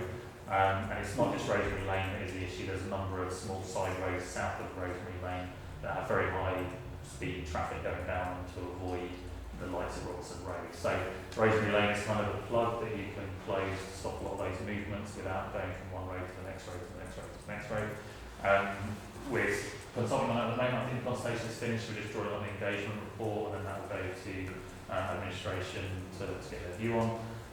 Essentially the scheme is closure and we'll look at what environmental enhancements can be provided within Rosemary Lane itself if the scheme goes ahead. So the next one then. Queen Charlotte Street, King Street, so this is kind of linked to the old city, which we'll look at in a minute. Essentially provides an enhanced cycle route between Golden Street and Queen Square. You're probably aware of, you cycle up to Queen Charlotte Street and you go, oh, yeah, I can't go down there because it's one way. So it's getting past that and improving the cycle route along that whole section so you don't have to go around on the cobbles through to Queen Square. So we're just about to appoint a contractor and get that started. Orders should be raised by the end of this month, so that will start moving along fairly quickly as well. And the next one, I think, is the Old City. So Old City, we obviously did some work as part of the pandemic response to close this to through traffic. We had a lot of issues with the bollards in that we had to give access to a lot of people. There's a lot of people within that Old City area. So the bollards kept going missing, they kept getting damaged. We had, video footage of people taken away, smashing them. It's quite difficult to find a solution because of the courts. The courts wanted very easy access in and out of the area. So rising bollards that you traditionally see, they're too strong for someone to drive through. That's not the point of them. They weren't feasible, so we implemented a barrier solution. We have had some vandalism, which was not entirely unexpected. They are being repaired quickly, and I think the scheme overall has shown significant improvement to the reduction in vehicles going through the old city. We still do have quite a lot of scooters because they can get around. We put in a cycle access as we need to. Scooters can use those cycle accesses. So we are looking at whether we can use the camera enforcement to prevent that. But also we do need a solution to the delivery drivers as well, because people want the food delivered. So that's still an outstanding issue that we need to resolve. If we go on to the next one, just shows the Old City scheme. So you can see the position of the barriers. There's one on Broad Street, two on Stephen Street at either end. That shows the loading bays and essentially what's being done in that area. On to the next one then. So the final slide then is the ongoing feasibility studies. So as part of ATF 4, the government asked us to do feasibility study on schemes that could then be funded at a later point. And we've also had capability funding that is also directed at feasibility studies. So there's a study going on Concord Way, which is looking at the section between, in essence, the city centre and the allotments, so the top end of Minor Road. There's a further study already going ahead looking at the Dovercourt Road section. And we're going to do some work with WECA on the allotments section as a separate piece in relation to the Ashley Down station.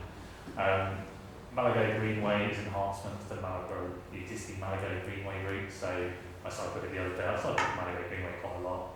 It's okay, but it's not exactly easy. And there are lots of weird obstacles and such like. So they're looking at better ways to design that and enhance that route. Old Market Quiet Way is, I would say, a much more substantial scheme than what Old Market Quiet Way sounds like. So it's looking at delivering improvements from sort of Lawrenceville roundabout into Old Market roundabout so that you can get that link from the Bristol Bath Railway path a bit more joined up to Old Market roundabout. Some of it is kind of quiet way, some of it is fully segregated cycle route sections. So that would be quite an interesting scheme. Field of Quiet Way, building on the existing Field of Quiet Way, there is the levelling up fund money that is going to deliver improvements around Field of Broadway as well, so linking through to that. And then Deanery Road is a segregated route we're looking at from essentially just outside here, City Hall, down to Jacob Wells Roundabout, and also what potential there is for taking that further along Wells Road, which is very challenging. So I believe that's about everything. I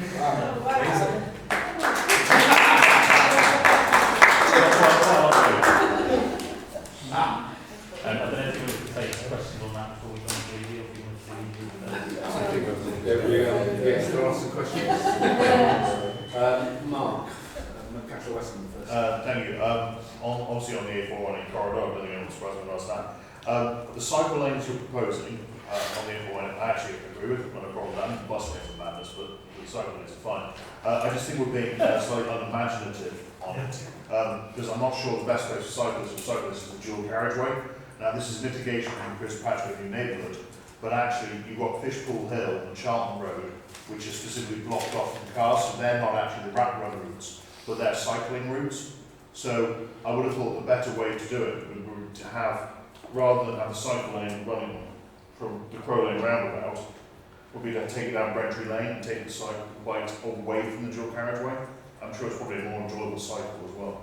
So there is a scheme being developed on Charlton Road, which will be linking into CPN. So there's part of the arena mitigations package. So yeah, it is, yeah. £10 million to give but that. the Fishpool Hill route goes into the Persimmon development, so there's another 1,000, and it's the lower end of YTL2. It's an additional route that I think could be accessed for that.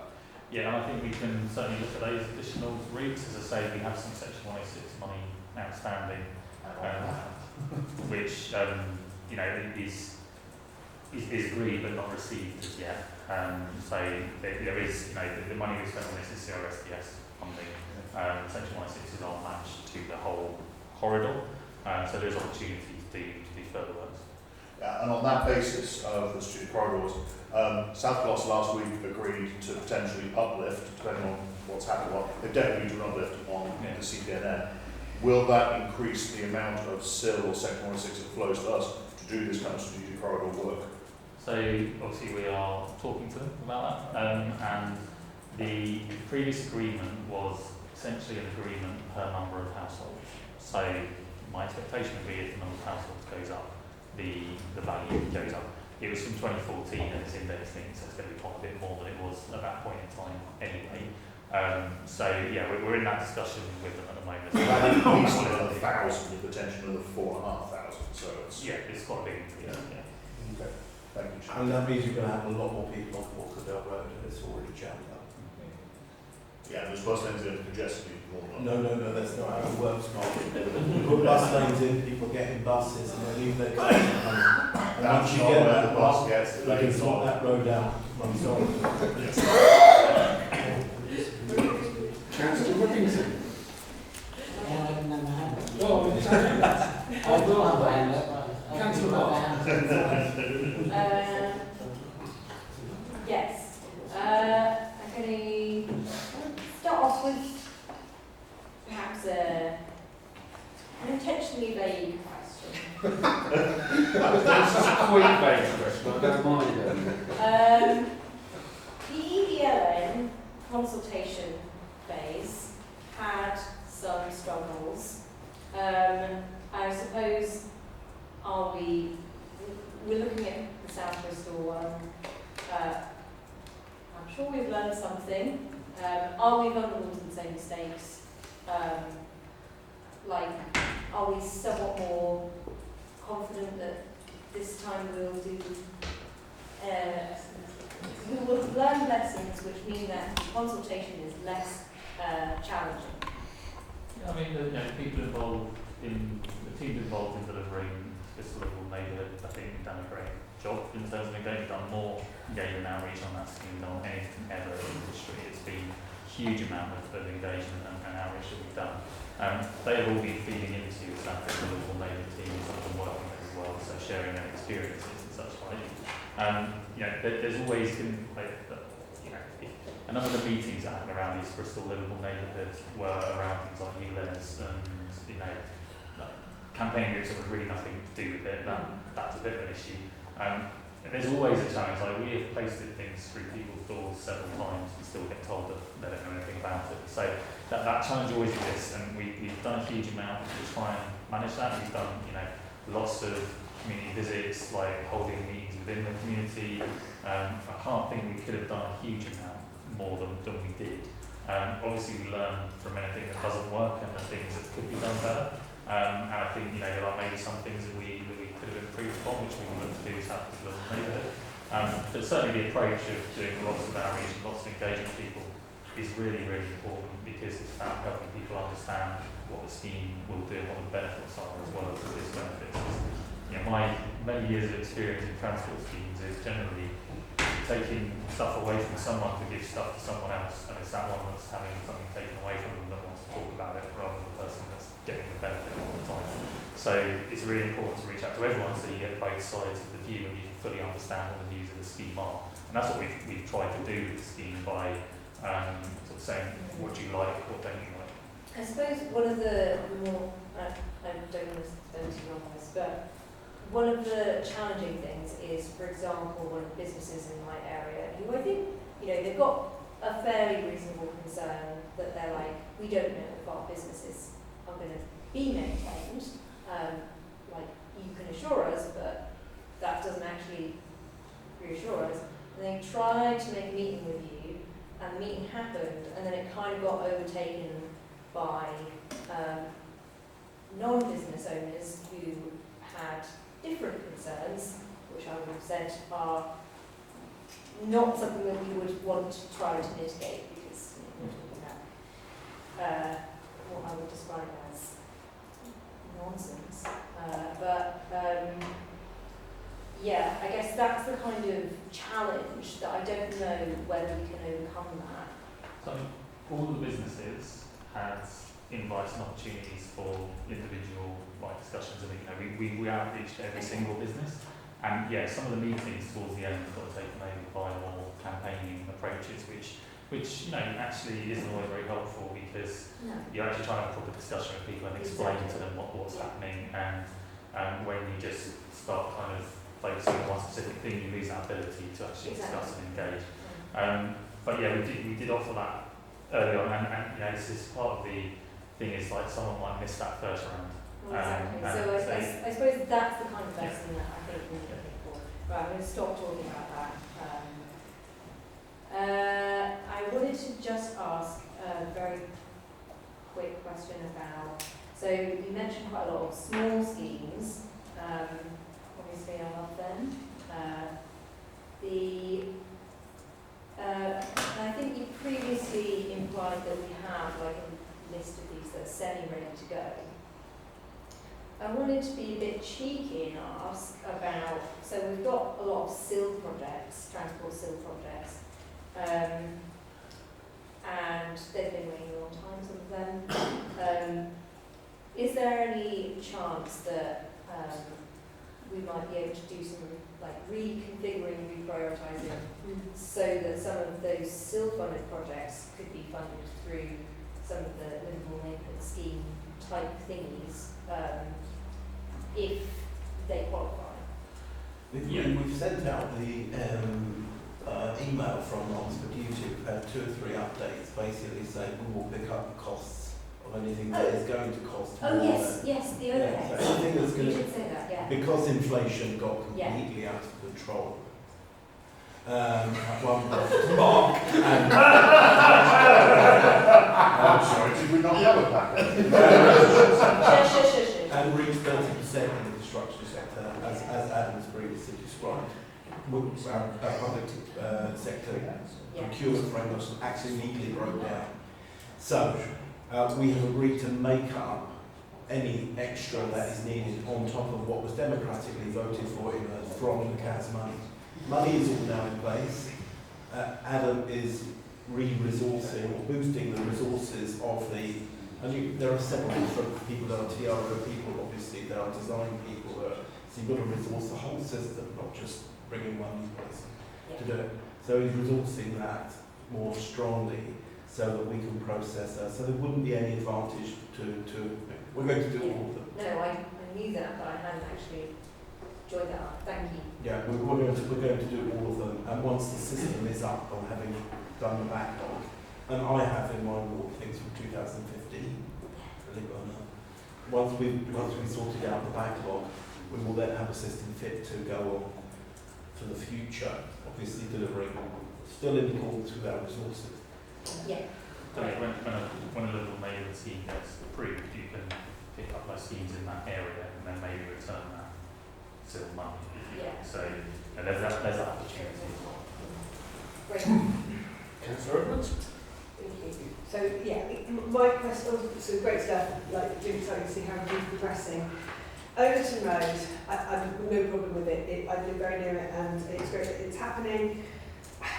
You use the phrase a little rat run is the word you use. I would not call Overton Road rat run. If there are small cars a day that use Overton Road, that is it. It's a tiny cut through, nobody uses it. I don't think people even notice that it's pedestrianised apart from some of those who walk dogs. I've got... Very popular with the food shop down there, right through regularly. It's closed down, it's moved. It's gone. Oh dear. Sorry. If he stayed open a bit longer, We've had those all academic that research shows that he would have been going I better. am sorry. Oh dear. Well, I had a fan as well. No, the other shop's closed down there as well. But anyway, not about that. There's a road in my ward, Church Road. They have been asking, because they are a genuine rat run, they have been asking for some sort of block off or traffic calming measures or something to deal with their rat running. Since 2015, we don't get very much silt, as some people in our ward will tell you in our ward. We don't even have silt to apply for to make that. So I just want to know what was the metric? What made you decide on Overton Road where it isn't being a rat run when there are roads that have, they've got a resident scheme, they've put in petitions, like anything to please stop this rat running in our road, and there doesn't seem to be any way of getting them any help. Yeah, a tiny road that hardly anybody ever uses, that doesn't even have any residential houses on, does get one, and I'm just trying to make sense of that because... Overton Road came forward as part of the Untitled Chapter Fund scheme during the pandemic as a potential closure point. That was about enabling better active travel journeys, so it's like kind of shortcut that could be walking and cycling only. So it's not so much that there's lots of cars going down there, it's to create an enhanced walking cycling. It's obviously 8 one of our busiest cycle routes. In terms of those other areas, we approved recently the 10 million of CAS money for local transport schemes, and that's really what that's designed for. So it's designed to complement SIL funding and integrated transport block funding that is awarded each year. Understanding the fact that not everywhere gets SIL funding, and there hasn't really been, government sources of funding for local transport schemes like that. So, the CAS money is really an opportunity to pick up a number of those schemes that people have been rightly So will there be campaigning for. some sort of process that ward councillors can bid for, they can use evidence that they've gathered through? Yeah, that will be the community system to decide how they want to do that. It's not for me to tell you, we're saying there's money there, that's what it's there for. But I was just seeing if that has been discussed yet, as far as you're concerned. So you're running the committee system, I don't know, we're We might not get re-elected. Well, none of us might not get re-elected, but it will be for the committee, the new administration, to decide how that works and transport works. The CAS money you just said the CAS money is going to be for that, so... In the budget, yes, in the budget there is some set aside. But to your original point, I get many emails from people who would like to close their road, etc., etc. It does depend on the particular road. You may have a bus route, which means, unfortunately, you'll bought a house on the bus route, or you rent a house on the bus route. That suggests that we cannot actually close it down, or even slow down the buses very much, because it's important for people. But and that's why we have a little neighbourhoods approach, which seeks to look at the whole area, the whole context, and decide which are the main roads for traffic and which are truly residential roads, and how the traffic flows will develop if we do X, Y, Z. So the individual road approach tends to be a little bit like the RPZ approach. It's great for people on that road because it shifts the problem somewhere else. And you need to look at the wider thing, in order not just to remove problems around the place. A lot of people's time, and eventually, actually, it makes it better for the people who've got loud voices and deep pockets. In all honesty, and they just shift the problems out of poor areas. I mean, I couldn't agree more, and I believe in that approach, but, you know, Overton Road isn't a single little road, so... No, as we said, it came, like Princess Victoria, Cotton Hill, it came out of the emergency legislation that we had during COVID, which said that you could widen the pavement and create the, I forget which amendment it was, to which... Yeah, it is the 2020 yeah, COVID amendments. Changes. I mean, you know, I think Rosemary Lane is a good example where we've had a lot of requests to close a lot of the roads south of Rosemary Lane. And if you close one of those, the next road gets the same problem as like 5 of them. So you could spend 5 times the amount of money putting in speed bumps and closing those roads, or you could take one and achieve essentially the same thing. So it may be that Church Road is that one road, it might be that Church Road is one of 5 and actually it's that one that needs looking at. We've had similar requests around sort of Hillfield area as well about various rat running issues and you know, one road that leads to lots of problems. So that money I think will give the opportunity to think about those things more strategically and decide where best you want to use that money. The only real requirements of it are that it needs to meet the requirements of the CAS ordinance and so delivering improvements that are improving air quality and which is the same possible improvement. Great. Andrew, I'm aware we've got 20 minutes left and we've got 2 more items to go. Very quick questions. Very quick. Okay, thanks, Adam. So, firstly, about the Portway Corridor project, you said you're completing sort of final design elements at the moment. To what extent has that been affected by the public consultation? I mean, have you made any changes based on feedback from the public? So I know some people were concerned about some of the cycling elements of that scheme. Yeah, I mean, obviously we're that steady scheme based on consultation, but you know, the key aim of that project was to provide a fully segregated, really reliable bus service that performed it almost like a mass transit level service. Now, the issue about cycle facilities there, what's been designed is LTM 120 compliant over the stretch that's been designed. Because, you know, it is compliant in LTM 120 to have a shared route. So, you know, I was looking at the data the other day.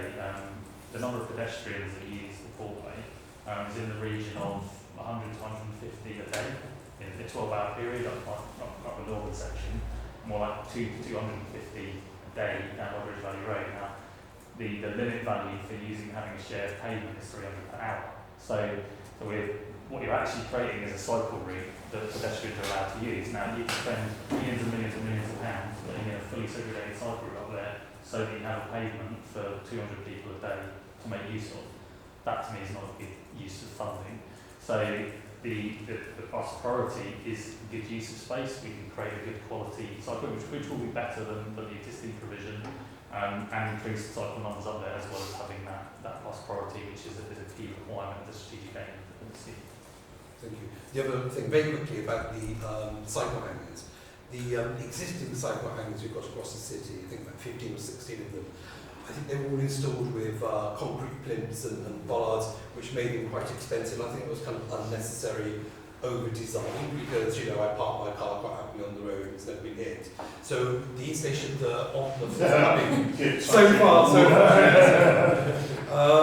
But the installation of the hangers incoming, will that be a simpler process? So we have value engineered it. So I think we're dropping the concrete slab, but we're still retaining the bollards. Because the cost of the bollard is quite low, and the cost of the hanger is quite high. So if someone does new fit the hanger, then it's a lot of money. And if they hit the bollard first, they'll stop hitting the hanger is the idea. Can I have one for my car as well? Thanks. Great, thank you. I think we need to move on to the EV infrastructure update, please. Sure. Hi everyone. I'm Lloyd from City League. I was part of the council before I was transferred across, and previously I led on electric vehicle infrastructure for the council. So I'm going to give you a brief update and hopefully move on to the issues which probably are the more the issues you'd like to sort of ask questions about. So just briefly. Revive is an electric vehicle charging network which the council owns and operates together with other West of England local authorities. To date, there's 200 charging bays that are live and accessible at the moment for users, but there's quite a lot more that needs to go in. So since City League went live, the role that I was a part of, the Revive operational team, was now transferred out of the council into City League. And so we continue to be the electric vehicle infrastructure leads and our ongoing operations for Revive for now into the future. Some key highlights. Bristol City Council is working on an electric vehicle infrastructure strategy, and that's due to come to life later on in the year. We are continuing to develop new projects to expand existing electric vehicle infrastructure as part of City League.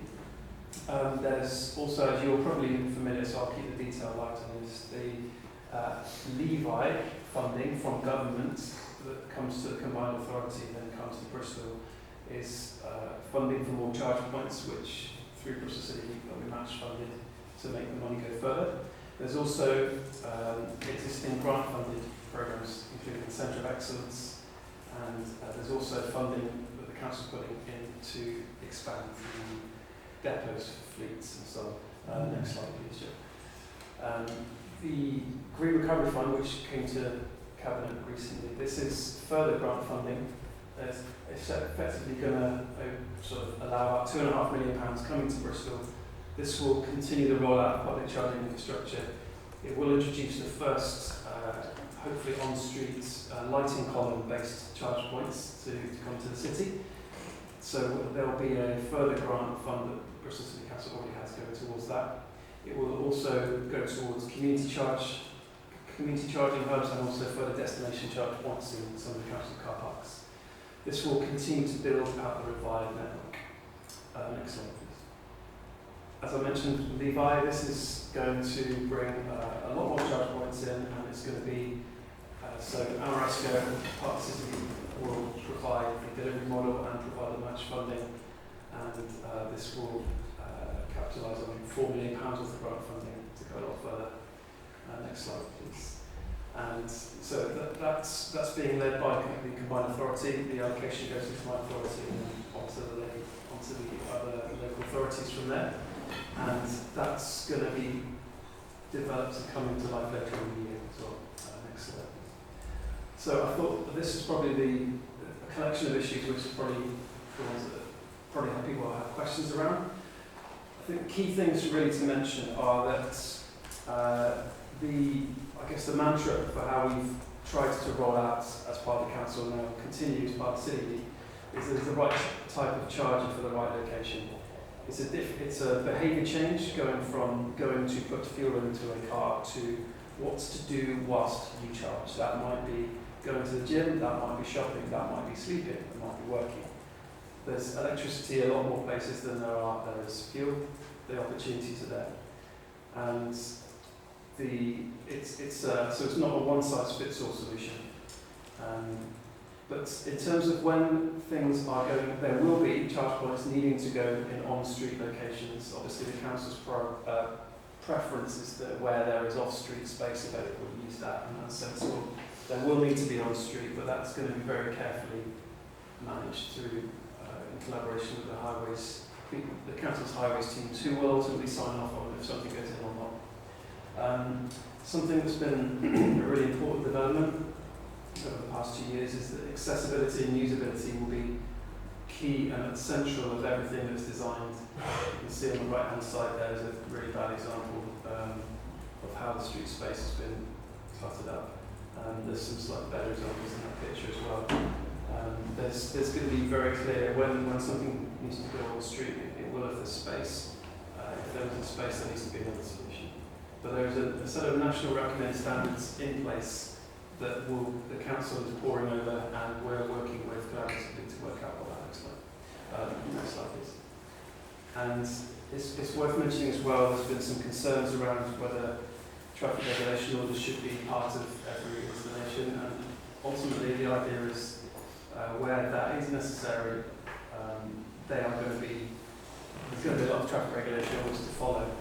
And so it's worth just raising the key mention, as has been mentioned already, other topics that if there's going to be a bottleneck, then it's going to potentially delay charge point installations. But we've been discussing that previously. Site suggestions that continue to come in from the public. About 800 have come in over the last few years. We've set up through the West of England's Travel West website, and that continues to come in, and that data goes straight onto the insights that help to show where charge points will go. A key question that comes in from a number of members from the public is about cable gully solutions. This is where you could have a purpose-built sort of Victorian drain which crosses the pavement and allows someone to charge from their home supply. There's a number of key issues which have been considered by the City Council's highways teams and discussions with various teams like ourselves. And right now it seems that it would be sensible for Bristol Council. The position is to watch to see how the trials are going elsewhere in the country, and then to take a call on whether there is ways to mitigate the health and safety and electrical concerns that the highways teams have. And I think it's worth mentioning that all the programmes that have been mentioned above will fall short of ultimately the number of charge points that are needed to meet the number of vehicles, and that always takes into consideration that trying to reduce the number of vehicles on the road, ultimately that's the council's aim, but the number of electric vehicles that will still exist and the number of charge points to serve them will need to increase. And ultimately that's what we hope to be able to be much better placed to meet as part of the Bristol City League joint venture. So I'll pause there if there's questions. I do ask the first question because I'm Jeff. In Lockleyswalk we have the Eastgate Centre where there are two charging solutions going in, one by Tesla, which doesn't think it needs planning permission, and one from Ionity that does think it needs planning permission. How much of a barrier is planning going to be for the rolling out of electric charging solutions? I guess the work that I've been involved in has been on Bristol City Council land and on the public highway, and so the kind of working within the authority that is able to give the permissions definitely is that's the realm I've worked in. I'm also aware that there is a consultation out now around changes to permitted development, which means that as far as I'm aware they are trying to reduce the dimension restrictions that will mean that certain charge points will later become permitted development, which should make things easier. But I would probably defer to the council's planning team for more expert analysis on that. But I can't get a straight answer.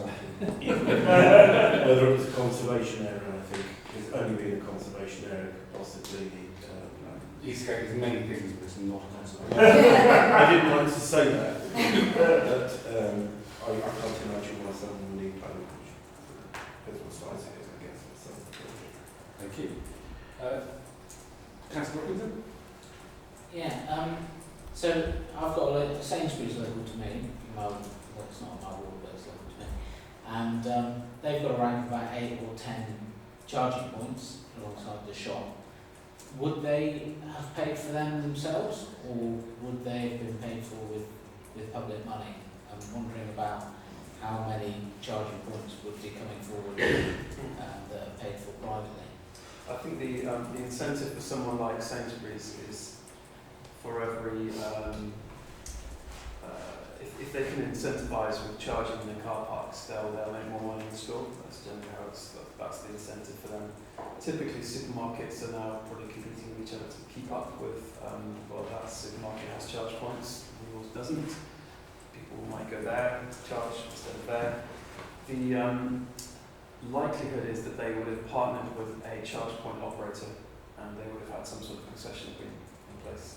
So depending on the type of charge point, ultra rapid, faster charging solutions tend to have a better rate of return for investment, whereas slower charging solutions, whilst they're cheaper, they represent a longer investment.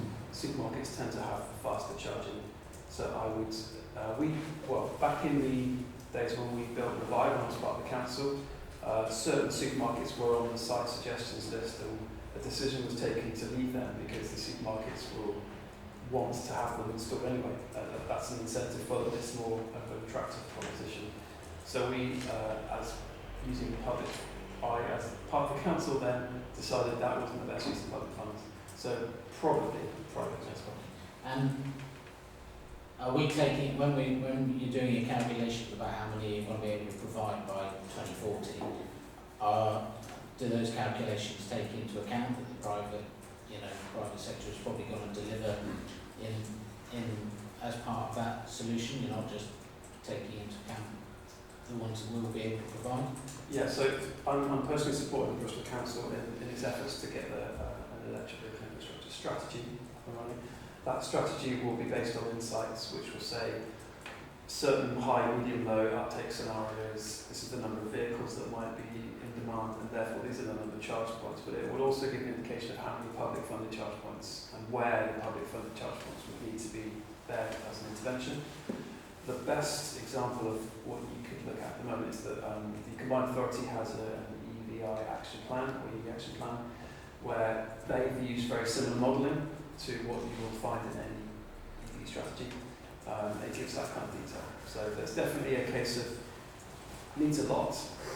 Some of it will be necessary for public funding because there's less viability, and so there's numbers attached to those sort of objectives. Yes.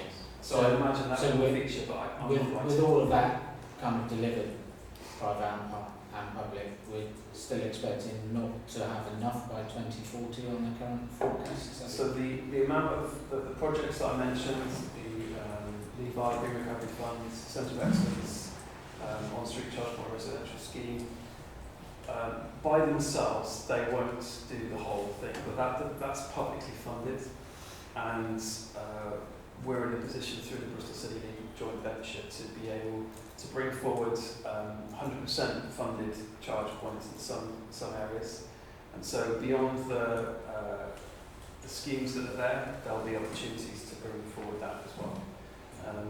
So there's always going to be a gap, I think, but I think Bristol City is the best place. Is a supermarket would seem like a perfect opportunity to charge a car, wouldn't it? But at the moment, most of these charge points, when I walk past them, are still completely empty. I'm wondering at what point in the curve we're gonna cross over between availability and demand.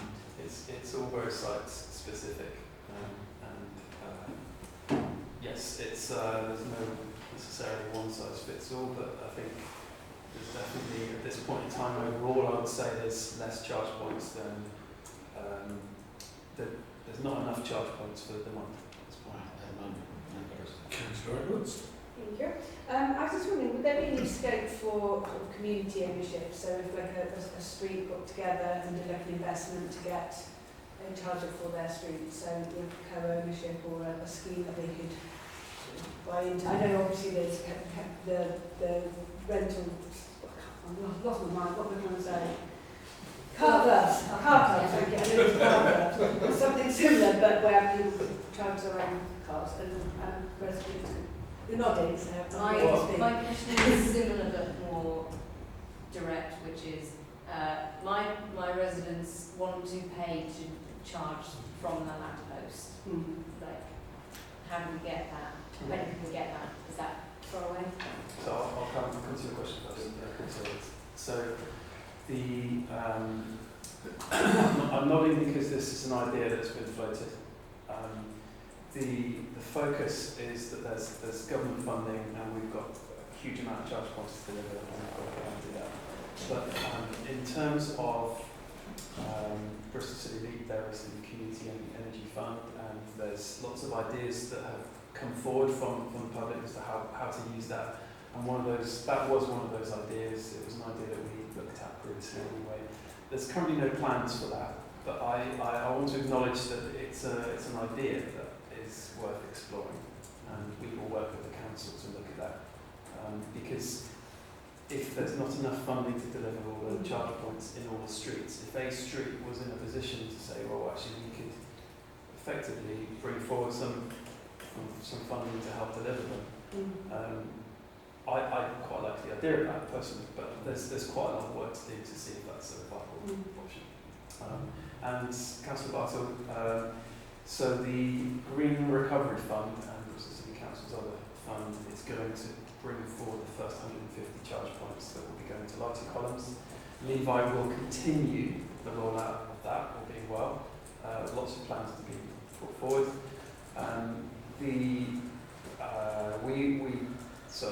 Those lampposts will have been the first round when that project was being put together back in 2021. There were a number of lighting columns earmarked, and got to the point where the highways electrical asset team went out and studied the viability. And they've been a very support team, actually, as well as mentioning the council. They're excellent. And we've got plans to work together with them. So the idea is that those first ones should roll out in 2024, assuming that the Green Recovery Fund goes ahead as planned. And in terms of where, just to highlight again, there was opportunities for people to make suggestions about it. Yeah, I'm actually not suggesting that it's paid for by public money, because people, they just want to pay. So I suppose that's the next stage, and it would be time this. Like, we should be planning for that properly. Can I just clarify, when you say there's a chance for people to feed in, there was a map floating around a while ago where people could put if that's the same one, so It's been well used, and they will,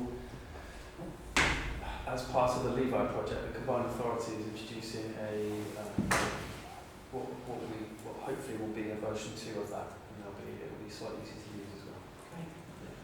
So I'd love to have a further conversation with you about the source of the electricity that we're using to charge these vehicles, whether it's coming from entirely renewable sources.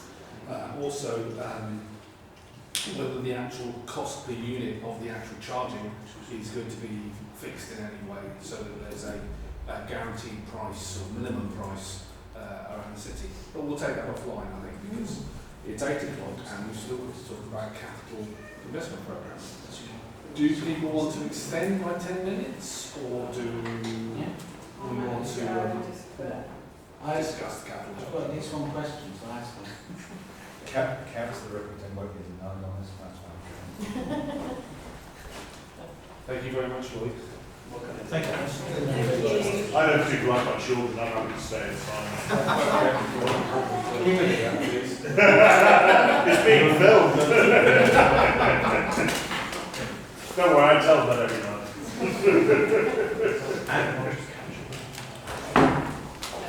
We just go straight to Westminster. That is fine by me, I'm happy to go straight into the red slides. That's that? Yep. What happened to our strategic partner who we were going to invite to this meeting? Just a question, because I've run out of time to discuss it. But we have been promising that ever since I joined. Was that an actual meeting? I completely forgot to do that. Yes. I do apologise. I still not. I don't remember. I It was our last meeting. I do recall you mentioned that, I'm sorry. I don't remember. Because I would like to ask them a whole load of questions. But Right. obviously I can't. I'm sorry about that. But I think this meeting has proved that 3 hours isn't enough to go into the wealth of information. It's been a long content tonight, isn't it? So I'm looking forward to full-day policy committee meetings. If I get re-elected. Does that bind the last issue, though, isn't it? When you rule. If I can say, so as you know, there's been quite a lot of need for action on this. We did set up this programme this year, the Capital Portfolio Transformation Project, and we have made some progress. I think the real step change, and I think where you'll really see it, I think you've been asking me because I'm making progress, if we set up this Capital Portfolio Management Office. So that's all agreed in principle. I'm just working with finance about the detail of the capitalisation model to fund it, because we haven't got revenue funding. And it's perfectly possible. We've done the benchmarking in September, so it's working elsewhere, and WECA work on that sort of basis, and we're working closely with them as well. So I think that will be a bit of a step change. Well, what I was going to say, a sensible question, was about, so I've just seen the cabinet papers for Tuesday in terms of transport delivery, and there's a very, it's a very specific line-by-line item of all the things that are being funded and, what they're for. And that's what I think we need to see in terms of capital projects. So, So part of this programme is we do have highlight reporting on each line each year. But in year we're going to be tracking the spend, spend much more closely now. I'll leave it there, Chair. Thank you. Councillor Winston? Mine I'm happy to take away and get a response after, because it's a bit niche. My day job is actually in systems management and health safety and all the rest of it. One of your bullet points on page 101 of our pack talks about recent health and safety incidents and responses, and looks like CDM compliance failure. What has gone wrong there? Why is it a contract? Is it us making the issue ourselves? Have we not done it? Or is it a case of bringing in a contractor that's then failing their obligations and health and safety duties? So I just want to dig in a bit about exactly what's happened. But I'm happy to have that offline. Okay, yeah, no, so it is around, it involves a contractor, but it's around the basis of the contracting as well, so it's probably a little bit about Thank you. So I know that's niche, my apologies. No, it's important. Any more questions? No. I think we can all go then at 5 Date of next meeting? Oh, Thank you all for coming. Thank you, Jeff.